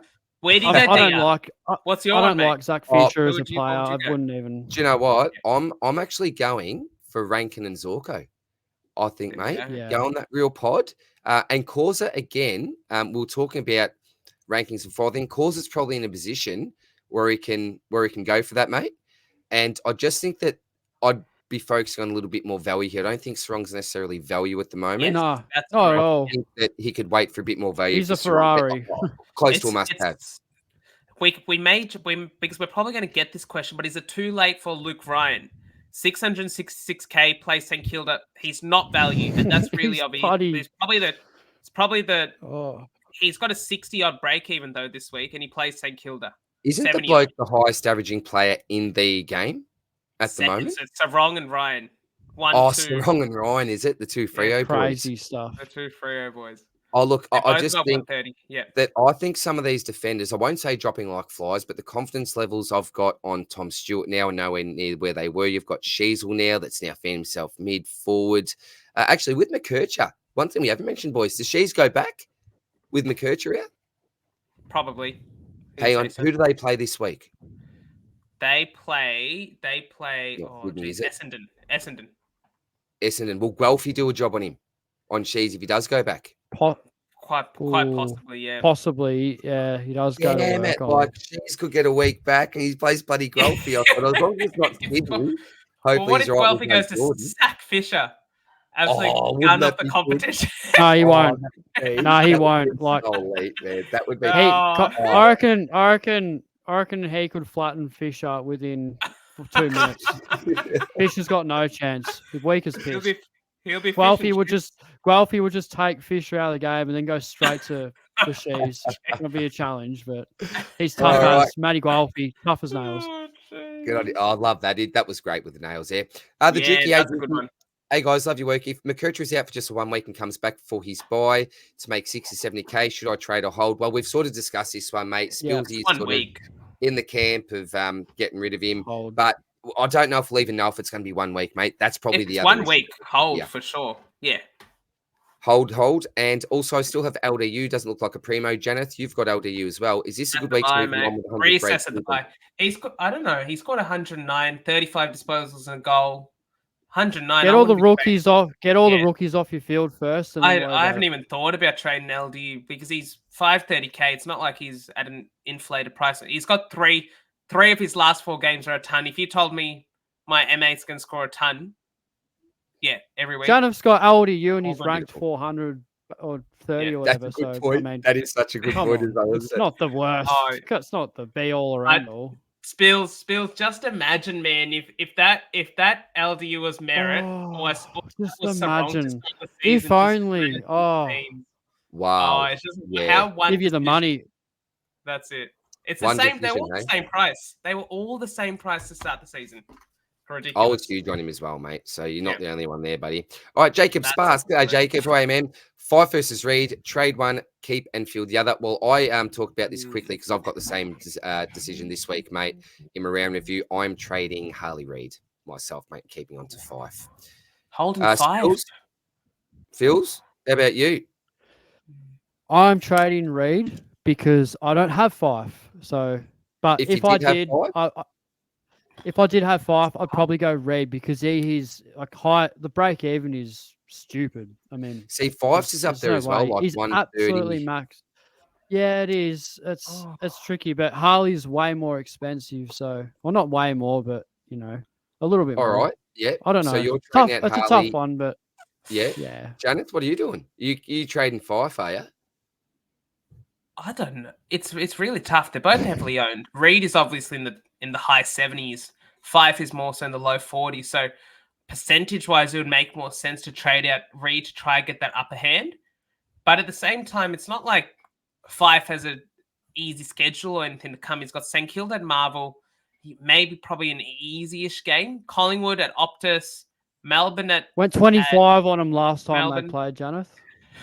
But he was playing deep forward in that game. He was, game. yeah. Jeez. He was. Look, I'd get rid of both of them. Why wouldn't you trade both of them? Well, they've got... Fife's got a 150 break even, so if you're not trading him out this week, you're banking on him coming back up in price. Take the money and run. I'd get rid of both of them. If I had a boost, I probably would, to be honest. But I've got to get Howes off field. I've just got to get him off field. I need to just get a close. Yeah, it's team dependent. Really team dependent. But if I had both of them, I would get both of them out and bank 200k or whatever it is. Reed is probably not getting up to 440k unless he has another spike score as well. So it's a really tough one. Yeah. You have 830 odd k to play with there if you trade out both of them, which is a fair chunk of coin. All right, good one, boys. Cheers, Jacob. He's a legend, one of our favourites. Kata, how are you, mate? Welcome back to you. Thank you very much, mate. Your brother, Jonathan Spills, did an amazing job last week holding down the fort in your absence. Absolutely, mate. I was part of the audience last week and a very, very big fan of their work. Cheers, buddy. After trades this week, how many upgrades do you all need to be full premium? All right, mate. I'm just looking at mine here. So I need one defender, one more midfielder. I need a ruck, and I'm going to say it could be one forward, but to be safe, I'll say two forwards. So I'll say 5 personally, mate. You boys? Who's the one you're tossing up with, DR? 5, whether or not I keep him just for the year. I wouldn't consider him as a keeper, to be honest. Yeah. Well, I've got Heaney, Flanders, hopefully Zorko this week, Dogger, Fife and Darcy there at the moment. So, yep. Well, I'll go 5 then. Not counting Fife. That's probably unfair. 5 for me, Kata. Okay. I've got 5 as well. So I've got a defender. So right now I've got Sexton there. I've got a midfielder. So right now I've got Closey with any of the midfield bench there. And then 3 forwards. So I've already got Tim English in the ruck. So I've got, at the moment, Darcy Wilson, Sam Darcy, Riley Garcia as F4 through 6. Yep. And that's after trades, bringing Zorko in. So, yeah, there's pretty clear-cut ways to get up to the primos that I want in each of those positions, though, I think. So, should get there, I reckon. Beautiful. 5 and 5. Spilsy. I actually have 6 boys, but my rookies are really, like, my cover's just really good. So 2 in defense, 1 in the midfield, 1 in the ruck, 2 in the forward. But, you know, Common Darcy in the forward, Sweet in the ruck, Wilson in the midfield, and then McKercher Closey in the defense. So I think, I'm 1 upgrade behind, but the cover fully fit is really good. So I'm pretty confident that that'll get me through. Beautiful, mate. That's the thing, Spills, isn't it? Is that this is the whole purpose of the upgrade cadence is imagine that you started another week behind us in terms of the upgrade cadence. You're giving up points on a week-to-week basis. Yes, you're probably a couple of trades better on us, but it's just that cycle where every single week you feel like you're premium behind. But this time, because you've got the cover and all that, you don't necessarily feel that way. But there are probably teams out there. They're like, oh, geez, why did I start that 1 week less, 1 week later, that sort of thing. So it's just a challenge to overcome. Yeah, good point, mate. Cheers to that, buddy. All right, Max. G'day, Maxie. G'day, lads. I'm not confident neither Sullivan or Revels' job security and scoring potential. Do you think Sexton could be an option? 4 games until his bye. Powell's out with suspension. If he goes 80, he'll make almost 150K. Look, mate, I think that there's no way at this stage, particularly given the fact that we're in upgrade season, that I'm going to spend an extra 100K on a bloke that really has just come back after being in the dungeons. So I think he's one bad performance away from even possibly a sub or being omitted. So personally, mate, I'm going with one of the 102K rookies every day of the week. Do you guys feel any different? Spilsy, do you feel any different there, mate? Do you think there's any merit in going a Sexton? You only have Sexton if you held like through this time period. I would not target him at all. There are better options for a lot cheaper, personally. All right, Kenneth. Any love for Sexton over one of Brucey or Lockie? I'm going to play devil's advocate and say there is scope for it. I wouldn't say Spills. The fact is that there's better options than Sexton. I think Sexton's the best pure points option this week. So Dimmer after the game last week said about Sexton specifically, I'm really pleased with Secco. He went out of the side, had some things he needed to work on, worked on those, and then forced his way back in. Really pleased for him. Hearing that from your coach is a very good sign for owners because it shows that he's probably not a 1 week rental. They've clearly told him to go back and work on something, and he's clearly worked on it to get back into the team. 223K, if you've got cash lying around, and again, I keep harping back to this, that we're probably blessed with cash gen for this year. So if you think that Sullivan or Revel, if you really don't like the job security and you trust Sexton's job security, he's probably got the scoring potential to match it. And we have in previous weeks paid up 220K for rookies. Charlie Comben, some people with Colby McKercher.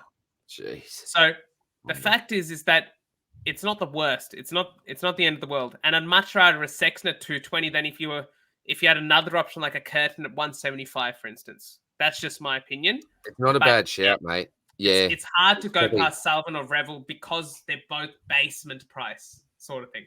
Yeah. Probably not as clear cut as what I was thinking it was after hearing that, Janet. That's a good devil's advocate, mate. Good point, brother. Cheers, Maxie. All right, the Duke, glad to see you back to you. I hope you're well. Thanks, Dukey. All right, I'm going to turbo now, guys. Let's turbo because we said an hour and a half. We're about an hour and 20 minutes. We need to get through it. For the rest. Let's smash through this, guys. With Colby out, what do you think of Fisher? Nah, look, we're not big on the fish at this stage, mate. I just think that given the fact he's been the sub not long ago, how long do they experiment with Sheasel in the midfield? I'm not keen on the fish myself, although I think there's a world where it could work out. Boys, any love for the fish or not really? I think it can work, but the risk. I'm not taking the pun on it, but I think it can work. Yep. I'm not willing to gamble though. It could work like how Dale worked a couple of weeks ago, but it could also work the other way as well and just screw up your season again because you didn't go off upgrade this week. Yeah. Yep. Agreed. I don't want anything to do with him. Good on you, Dukey. Here's my man, John O'Carroll. How are you, legend? G'day, lad. Super happy you're back to you. Thank you very much, mate. Jonathan Spills did a super job without you. That's the second time we've had a comment about that. So you should be proud. Absolutely proud of these two, mate. Trades this week for me. I'm doing Graham to Revel. See, Jono's, like you were mentioning before, Janeth, that with all the cash gen we've got, people are looking to trade out the Graham. So Jono's on this boat. Well done, Jono. Graham to my man, and Reed to Zorko. Yeah, I think that's fine. Leaves my team with only needing 2 defenders, 1 mid, 1 ruck, and 1 forward. Similar, so nice. Beautiful. 1, 2, 3, 4, 5. So very similar to us, Jono. Yep. Love your work, mate. Boys, all for that. 2 thumbs up from our man, Jono. Yep. Beautiful legend. Cheers, mate. The Duke is on fire here. Sorry for multiple questions. That's all right, mate. Love hearing from you, he's funny, isn't he? James Peeling. Time from Duke. We know that you met up with Duke at Adelaide as well, didn't you, Janet? Great bloke. Yep. James Peatling, 116.83. You mentioned this before, Janet. Now Josh Kelly is out. Basically, Dukey's reading your mind here. Adam Treloar averaging 131 without Libba. Treloar is just a bloke, mate, that I could just never That's trust. A great start. That's a really good draft pick. Magnificent. But it's 2 games. 2-game sample size. And he's playing Richmond in one of them. Yeah. And Ed Richards, without Libba in mids, scored a 173. I must admit, mate, I did take a cheeky look at him, but then looked at his other scores and thought, probably not even. He's taking the piss for that. Where do you pull that from? Unbelievable. What do you reckon? All right, so I'm saying no, Rick. No to Adam Trelaw. Peatling, boys, any love for Peatling? Oh, it's too risky. The trouble is, this bloke has just been omitted. So there's better options. Yeah. That's what got me. Like, he actually played well, and he was still dropped from the side. So, look, it's no for me personally. Just at the price, it's a little bit too much. No for you, Spilsy. Yep. Nah, not having it. And Janeth, no for you on Peatling, mate. Nah. Draft maybe, but draft. Yeah. Not super good. All three of them are really good draft selections. I must add. Draft. If they're on Actually, waivers. I should. Spills, you're probably into the SPS. I'm doing it this year. I couldn't handle the stress.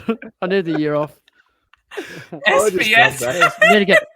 SPS at 4 o'clock for the draft waiver. Spills is setting alarm for blokes like this. Oh my goodness. He couldn't get a game for West. Let's leave what happened in 2023. In 20. Yeah, that's in the past, mate. What happened in 2023 can stay there. Here's another legend. But I did do that though. That's one of my favourite stories, Spills. Now, Andy, I reckon I was halfway through a DM a couple of weeks ago with you, mate, talking about teaching. So I need to revisit that. Sorry, brother. I've just seen your lovely name here, mate, and remind me about that. G'day, legends. Would you upgrade to Merritt in the midfield, save score every week, or go for value like Petraka or Oliver? You can go either way on the upgrade. Also, tossing up between Martin and Stewart for defence. I'd much rather Martin over Stewart myself, mate. And I think I'll probably speak for to say that. All of us there. That's so crazy. Imagine at the start of the season, DR, you made that claim. Nuts, wouldn't you? Really starting to focus on the buys. Cheers, legends. Well, Andrew, well done, mate. Really important to start focusing on those buys. So, guys, look, Andy, it's very team dependent. Spilsy, are you going to go with someone like Merritt in the midfield, one of the real big boys with the fixture that he's got coming up, as he said, safe score every week? Or are you keen to take a little bit of value at this stage, mate? What do you reckon? I like Merritt, clear top 5 midfielder. You know you're going to have him all year. There's no real risk. Durability's good. Fixtures opens up a bit. Yeah, can't go wrong. You could wait a bit because he does have a high break even, but why bother with that? Yep. I mean, you're saying go the roll gold, mate. Yep, beautiful. I would. Yeah, I would personally. Nah, awesome, mate. Janeth, what do you reckon, mate? Very team dependent. Sorry, very quickly. Sorry, I know I'm jumping in here. It also depends, Andy. Like, take a look at your other names in your midfield as well. Like, if you've already got, like, I don't know, I'm just throwing out a Crouch and a Dawson or something like that. A couple of blokes that are still a little bit speculative, then I'm probably going with a big boy. But if you've already got your Bonds, your Butters, your Sarongs and these blokes, then you could probably afford to go a little bit more value there. Sorry, Janet, I really cut you off there, mate. Nah, all good, mate. I was going to say I'd go Merritt or Oliver here. And it might be interesting, but I was really impressed with Clarry at the price. If that, 130 odd K helps him make a better upgrade next week, then yeah, that's totally fine by me, Andrew. There's that too, but it's just they got the same buy as DR said. Yeah. Every single trade you make this week, you have to look at the buy should be the deciding factor in a 50-50, I reckon. Yeah. It's like if you don't consider it, you're just being ignorant of what's going to come ahead. And that's just, to put it bluntly, but you've got to look at it. It's so important. And do you know what? If you look at it now, you save yourself trades in the buys because you get to the buys like, geez, I've only got 16 playing here. I'm going to bring in a Spud rookie to fill up my 17th spot. Nah, you could have prevented that 6 weeks ago and we wouldn't be in that situation. So I think that's really important to have a look at. Absolutely, mate. When you mention the word Spuds, it just reminds me of Abs. Shout out to you, Godfather. I love it. He's a great man. I love it. DR, in your video, he says, I'll look after your team, but watch out, I might bring in a couple of Spuds for you. He's a pisser. He is like such a wonderful player. He is a pisser. Like, sometimes if he's taking the piss, but he backs it up on the Supercoach side of things. He's ranked really handsomely ranked, and like backs his gut, and he's not afraid to go completely and utterly away with the crowd because that's the way that he plays. So I've got so much respect for Abs. Love you, brother. Just very Shout out to you. quickly, I know I'm dragging this on, but who is your team's weapon? Who is your weapon right now, DR? My weapon. Oh, I can't go with Sarong, can I? Like, he's everyone's weapon. I'll start off by saying Luke Ryan has been a weapon. He was 11% owned. That He's the obvious one, though. He's the massive weapon. Yeah. We're all going to say Luke Ryan. Yeah. Darcy Wilson's a bit of a weapon for me at the moment Darcy as well. Wilson's Scoring better than half the primos. Wilson the weapon. I reckon, boys. Wilson the weapon. All right. Weapon. Our other. It's hard to go past Charlie Comben, current form. Oh, that's good. Weapon. Real F6 weapon. F6 weapon. Built like a weapon. DPP. Weapon. I like it. He looks like a weapon. Doesn't he? Big boy is Charlie. I wouldn't get in his way personally, but big fella. Another one of our favourites here in the podcast, Freo Tragic, Dan Mashman. Shout out to you, my man. Great to see you back to you. Thank you, buddy. Here's a curly one. Roberts and Reid out with 180k banked. Do I trade in Wanganeen Miller and Oliver as 2 value upgrades or get in the Uber in Butters and Fisher as a possible forward keeper? Now, Wanganeen Miller, I believe they've got a really nice run at Marvel coming up, don't they, boys? And yes, I think he could be someone on the fringe, potentially of the top 6. Oliver, as Janice said, probably passed the eye test, mate, and he's really nice value at the moment, coming up with a nice fixture this week. I really like Butters, but Fisher, I'm just not that big on Fisher. Can you go someone else? Does it have to be Fisher? Can it be someone else? Like, that's the thing. I like Butters. The reason why Fisher's been brought up in this conversation, mate, is because people are clearly they're looking at the points. He got a 140 in a favourable role. Now, the fact is, do you trust that role's going to continue? Do you trust the points are going to continue? We saw in preseason, he probably had the same role, the same number of points. But it's like, it's so tough, man. This question. No, I don't trust it at all. And you don't trust it? Yeah. No, I don't. I like it, but I don't trust it. I don't trust Clarko, and I don't trust Zach Fisher. I don't want anything to do with him. So you boys would prefer Wanganeen, Miller, and Oliver. So if we've got to pick between the 2 selections. Yeah. First one, I think. Marvel run, Oliver's cheapest chips. Yeah. I don't know. I'm just going to say the first one. Just if I had to real rapid fire, which we're doing now, I'll probably say the first one because I do like that Marvel run. And Oliver is a bloody curly one, Dan. You're not wrong, lad, about being a curly one, mate. Yeah. Oh, look, I'm going number 1 too. But you need Butters. Just find a way to get Butters in at some point, Dan. Oh, yeah. I know he's been killing Butters. The ship sailed, though. He's going to be like 670. You've got to wait for him to come back down. He's so good, Steele. He's a freak. Yeah, sorry, Dan. We weren't huge either way there, mate. But not much help there. Disagree. Break even of 82 for Butters. This is probably the cheapest you'll get him for a while, Dan. So if you want to get him this week, mate. He's gone under 100 twice, 98 and 82. He's so good, Dan. I just love watching him. I feel like he's someone that you'd want to watch if that's you. Hawks, North Melbourne next 2 weeks. Do you know what he has? And there's no Colby. It's like you can get the $1 million Ferrari for 900. Like it's bugger it, Dan. I'm changing, mate. Sorry, I'm changing. I'm going number 2. I'm going Fisher and I think I'm leaning that Fisher way and Butters. as well. I'm changing. I'll change 2 then. Let's make life easier for Dan. No, let's make life easier for Dan here. Dan's gonna have a laugh about it's tough. this. It's tough. It's a bloody. But we said Butters it's a is a Ferrari one. though. He opened up with the fact it that is a curly one. And bloody hell, Dan. That's tough. That's tough. All right, mate. Up. Throw the fish. Get a bit of fish in here, mate. All right, we've got these last one, guys, and we are absolutely done. All right. Oh, sorry. Name. Phil. G'day, Phil. How are you, buddy? Legend. Good to see you back on track to you. I appreciate you, man. Hope the family's doing well. Phil, absolutely, mate, compared to what we've been. I appreciate you, brother.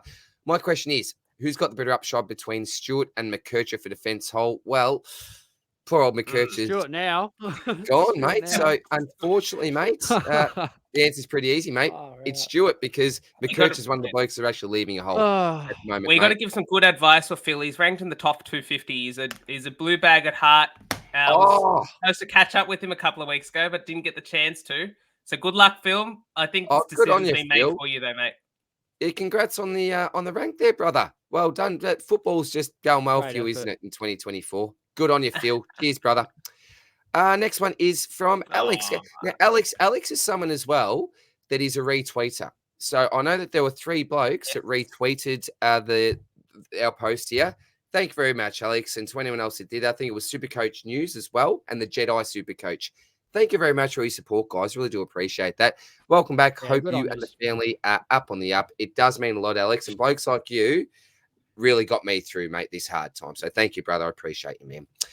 Here's another legend, CR7. Hey, boys. I've got Kyle Lohman in my forward line currently on the bench, but I'm pondering fielding him over Sexton due to Lohman's favourable opposition, Richmond at the Gabba.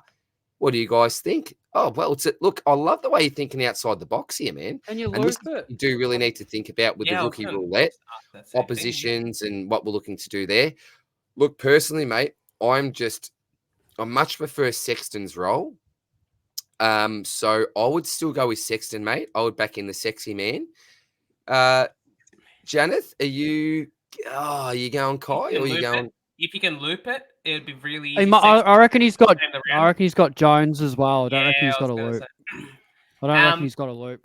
I'd go Sexton. Honestly, Lohman has scored really well in games that they were expected to win. That's something that I've been seeing with Lohman. He gets into that 70-80 range very easily in games you guys play well in.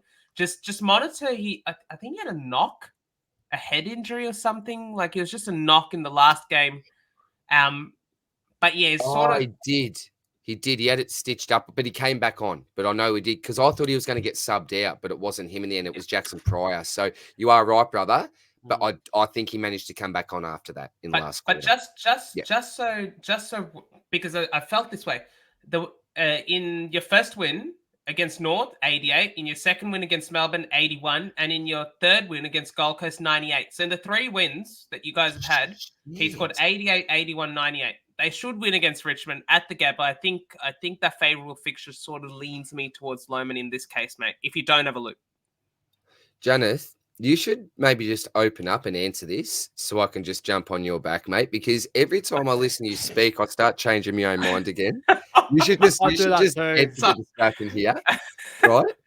It's such a good if you just point. do the mailbag by yourself, we'll just sit there and listen. Yeah, we'll just sit back, mate. We'll just be the old Harley Reid and that type there, mate. I'll get some shades on, and see how we go there. But yeah, it's a really good point, Janet. Those wins versus losses. There's some players, and I think I was looking at Zorko wins losses, and there was no real difference in correlation there, which is funny for a backman. But I'm changing my mind again.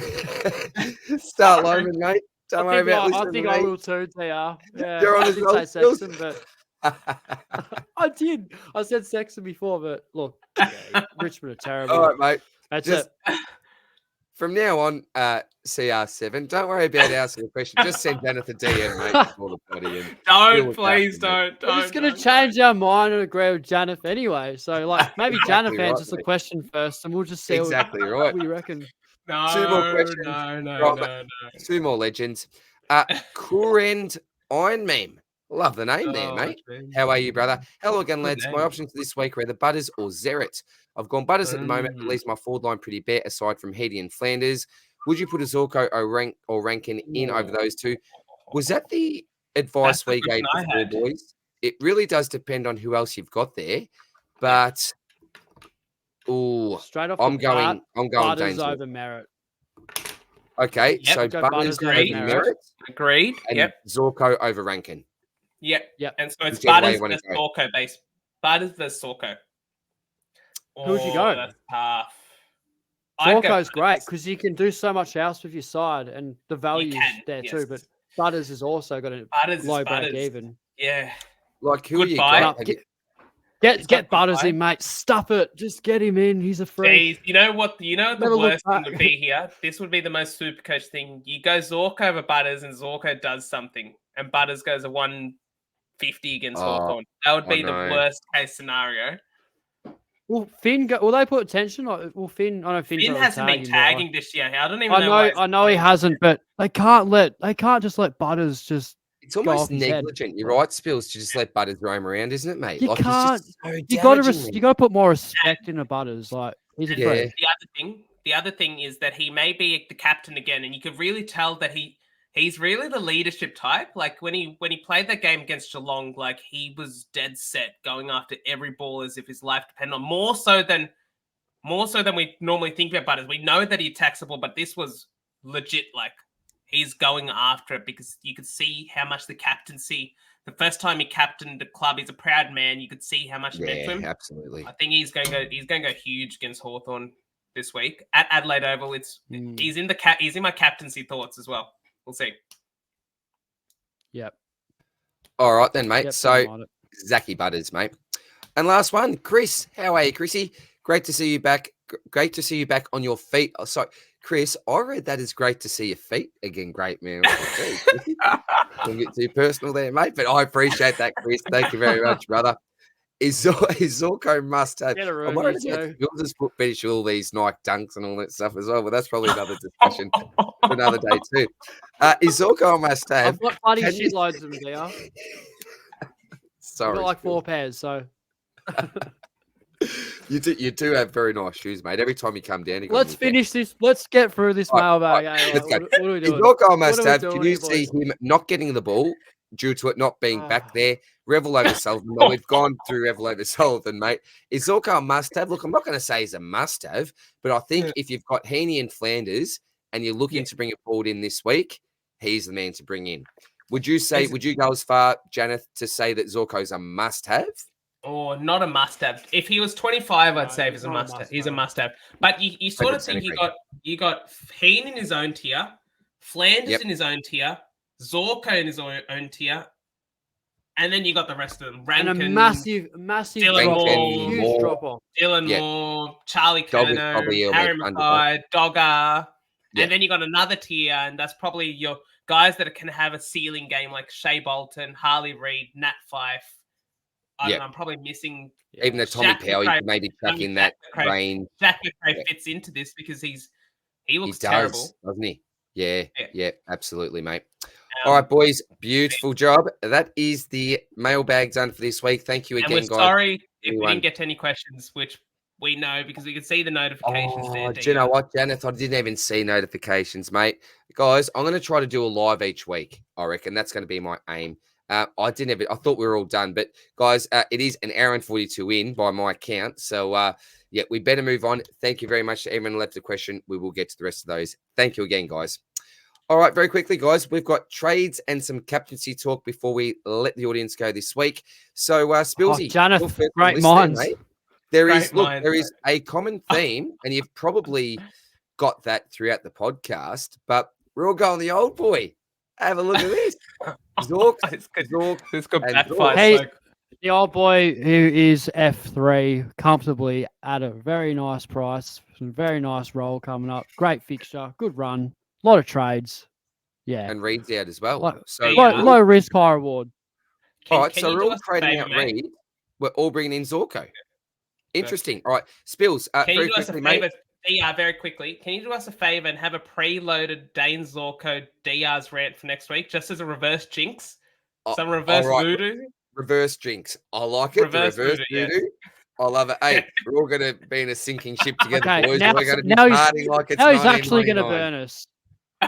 He's not going to burn us. He's actually... We have it preloaded. It's the fact is that we've got it loaded. There's a DR. Let's just hope that your boy doesn't burn all of us to the ground, really. The anti-jinx. Spilsy, Zorko and Sullivan, I think it's going to be a pretty popular combo to trade in. To be honest, for this me, week. It's really easy.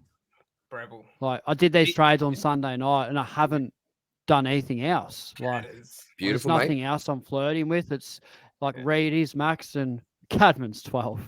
Get out of my team. I'm done with him. See you later. Good rookie, but really had a nice drive by on the way out. So thanks, Cutters. But until next a bit time, of a stuff you Spills as he exits the side. Yeah. Well, look, on boys. Field too. Oh no, Oh, that's even more of a killer, isn't it, brother? Well, I'm going Brucey at this stage and pairing up with Zorko. I'll tell you what, boys, I'm actually pretty excited about this because I haven't owned a line all year, and I've owned lines Yeah. for I reckon every year I've ever never played have I. Supercoach. No, This never is have the I. longest I've ever played the game without owning one of my own boys, and I'm getting two in this week. Now, in You got saying two of this, them, mate. Good on you. well, look, I could transfer to Sullivan. The main reason, as I said, why I've gone Brucey is because I know more about Brucey, and I've missed out on a lot of footy the last couple of weeks and haven't really watched a lot of Sullivan. But after hearing from you guys, there is certainly absolutely a world where I do maybe transfer to Sullivan. I'll need to look into numbers and have a bit more of a think about it. But yeah, revel out for me and Zorko. Howes has just done his job by now, and he's been killing me on field at D6 because I've still got Hoare and Reed down there. So I really need to fix that spot now. And Harley Reid as well for me. Janeth. Yeah. Well, I mean, McKercher is the big one. There's very contingent on what his prognosis is. If he's out just this week, then Graham will go. If McKercher's out 2+, then yeah, I'm okay to part ways with him. He's probably got another 30 to 40k left in him. Yep. Which is just from where I got him, he's already made 200k. So Beautiful, mate. that's close to 200k. So that's more than enough from a rookie there. Awesome, guys. All right, time to finish up with the Captain's Corner. Shout out to Third Man Up, and also a big shout out to Roscoe as well, one of our brothers here. Obviously, the other half of the Third Man Up. Very important, I think, just to give Roscoe some recognition because not only is he, great at the game of Supercoach, but a wonderful human as well. And I did appreciate your lovely message within that one that Janeth got, Roscoe. So shout out to you, brother. All right, Janeth, do you want to quickly take us off here, mate? Yeah. The Captain's Corner. Well, you've got a lot of options to think about. You've got the Gold Coast mids against the poor Geelong midfield. One thing to note very quickly is that I'm going to get this name wrong, but Ocean Mullen tagged Jason Horne-Francis in the second half. O'Shane Mullen, Janeth. O'Shane Mullen. Thank you very much, Bills. Skills with your pronunciation. He's good with his names. Sorry, very quickly. Thank you, BG. Very quickly, Jath. What is it, Spills? Changuth Giath. Oh. Yeah, Changuth Giath. Well done to the both of you. I just go with CJ for a reason. CJ. Sorry, Janet. Yeah. Keep going, mate. But is this going to be the trifecta of tags for Matty Rowell? That's just something to have a think about. Please, and bro. Nicky D. Close your ears, Bills. Nicky D is on fire. I tell you what, 142 in his last 3 games. Adelaide midfield, I don't see a tag coming, but there may be a head-to-head matchup with one of Laird or Dawson. So one to look at Dawson's there as well because he's a big game player. So I think that's a good matchup. The Bont, as always in the discussion. And Tim English has got a good matchup for Ruckman. Kieran Briggs isn't very much a tap Ruckman, so I think English should have a good game this week. But we thought that last week with Nankervis, so that's part of the reason I brought him in. And he only scored 85. Should be a much, much higher score, I reckon. But let's move on from that. Caleb Sarong against a poor St Kilda midfield. He may get Windhager attention, but at the same time, Caleb Sarong demands the ball around the ground. So I think he should be okay. The next one, that next row is the one this week. Luke Ryan owners, slap the VC on the great man if you've got him. 138 easily. last 3. 136 against the Saints. 4th easiest midfield per Supercoach Gold. 131 average at Marvel last 3. Woo, that's good. Sack Merritt, if you've got him, decent option. I really like Saki Butters as an option. Adelaide Oval, 320 against Hawthorn. I remember last year. He's my captain, I think. Over Gawn against BJ? Past big Maxi Gawn against BJ Williams? Well, I can, because look at the 3-rounder. I mean, like 73, 91, 93. Like, what's he really? Is that with Grundy or is it with like? He didn't play last year. He didn't play last year's matchup against West Coast because he was injured. Grundy scored 140 that game, and so these scores are with Dogger Jackson, in the previous years when Gawn was a bit laborious. Let's say. So there's some real uncertainty, like what he's going to. I think those 3 scores are actually against Nick Nat. None of them were actually against BJ Williams. I'd like to say. But that needs to be fact checked. Damn. Okay. Well, I have never seen it. Where would you Tough boys one. go? Well, personally, VC Ryan, yeah, personally. you Yeah. can't go past Ryan, I don't I think. can't go It's one of past those it. weeks where Yeah. we're so almost seems like blessed for options in a way. Yes. Because I've got Ryan, Merritt, Butters, and Gawn and Sarong as well. Sarong in current form, I don't see anything wrong with that either, with the way that he's been playing. But when you've got Luke Ryan there, what Ryan's got that are not a lot of other players have in the game is a ceiling. Is a ceiling as big as his. He could absolutely go off this fella. So I like him as. Do you know what's really weird for some reason? I'm not too confident on Merritt as a captain. I'd much Neither rather am I, him as a vice DR. captain. Neither It's am funny. I. I don't know why. It's Yeah. just I don't know. I'm just getting weird vibes. So for me, at this point in time, I'm going Luke Ryan into Max Gawn myself. But Yeah. Butters, I could see smashing him. Spilsy, how All about yourself, four of mate? them are, yeah. All four of them, I wouldn't pay any attention to anyone that plays before Ryan, because Ryan's like, we've got the luxury. He's not playing the last game of the round. So he can have a real stab at this VC. And, like, yeah, look at the St. Kilda, like, history. I mean, like, yeah, 171, 81, yeah, but then a 156. But in current form, wow, boys, is he the, when you talk about junk, he's the epitome of a junk player. Just I'll tell you what. step out of the goal square, hoof at 60 down the line, champion data, just do It's the rest. so good owning him. It is It's so the good. best own. I love watching people that don't own him stress about it because it's just comical. You can tell who doesn't own him. And I'll tell the you boys anxiety what's levels are just through the roof for the non-owners. Like, they killing him. Bills, let me add something, because when we think about Luke Ryan, the reason why he scores so many points is that he's always the last player in defense. And this is handy because he can't kick backwards if you're That's the an last player in understatement. defense. Always the last player by about 40 meters. Yeah. He kicks forward. He just hoofs it.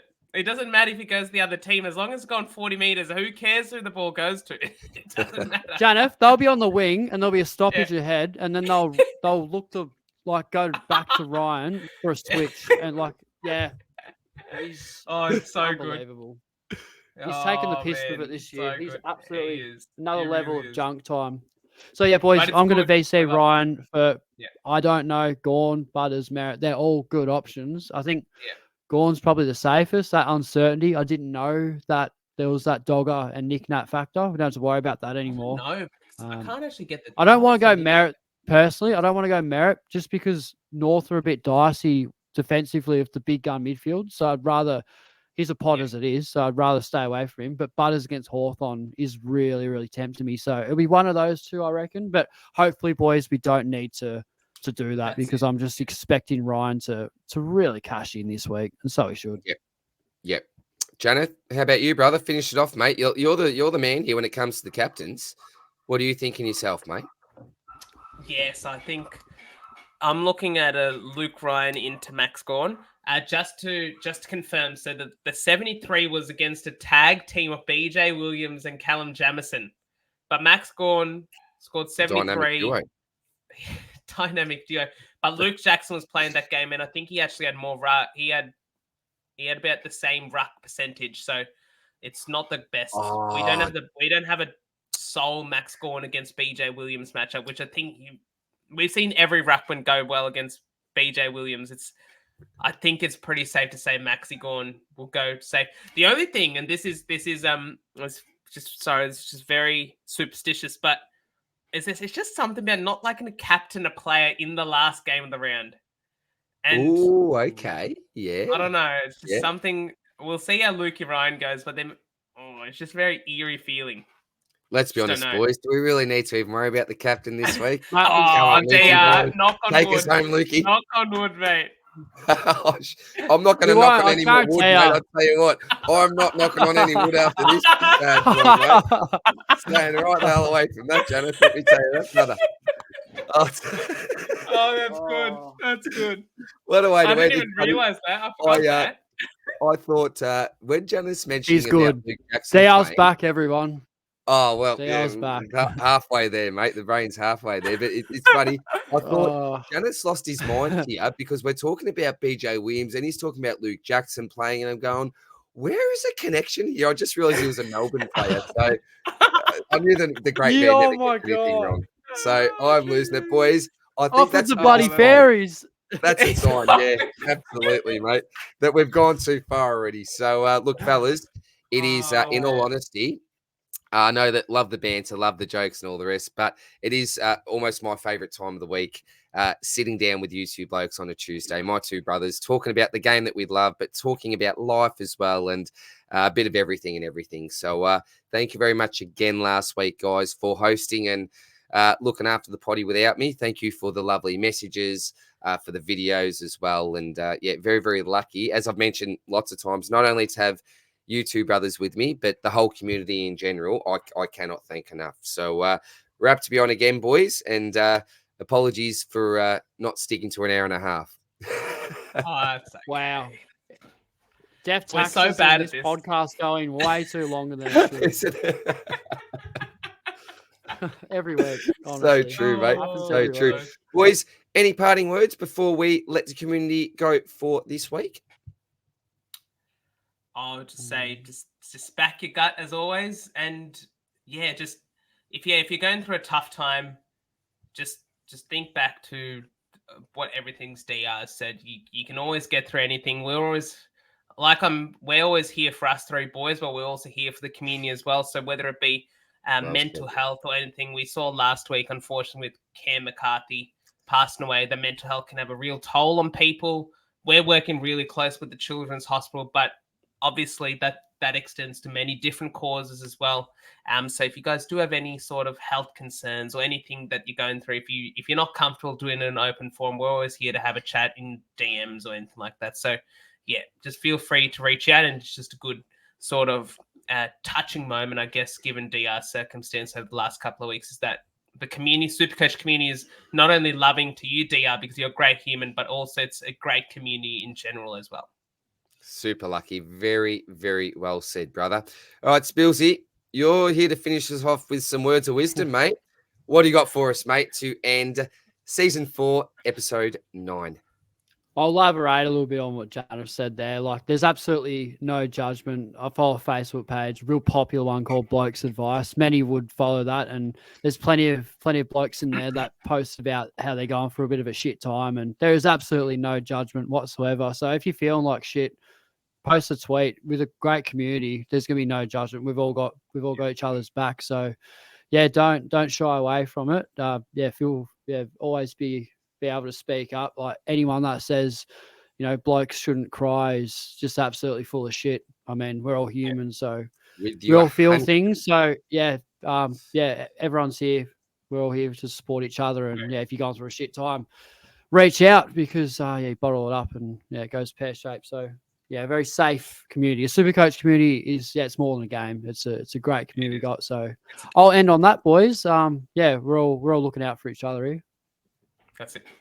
Absolutely, mate. Very well said, guys. Well, guys, thank you very much for joining us. As always, all the best with your trade-ins this week. We're hoping that the Bombers, the Blues, and the Lions go the Dons. We got that edge, baby. I tell you what, boys, the lid's off. Good, baby. If we lose this week to Richmond, yeah, boys, at the Gabba, oh, boys, I tell you, I will not recover from this. I will not recover. The what is it? The stands are going to break. It's going to be like Fitzroy. They're going to run onto the ground. Mate, you are absolutely right, my brother. But guys, thanks as always for tuning in, and we'll see you in the next one. On you, lads.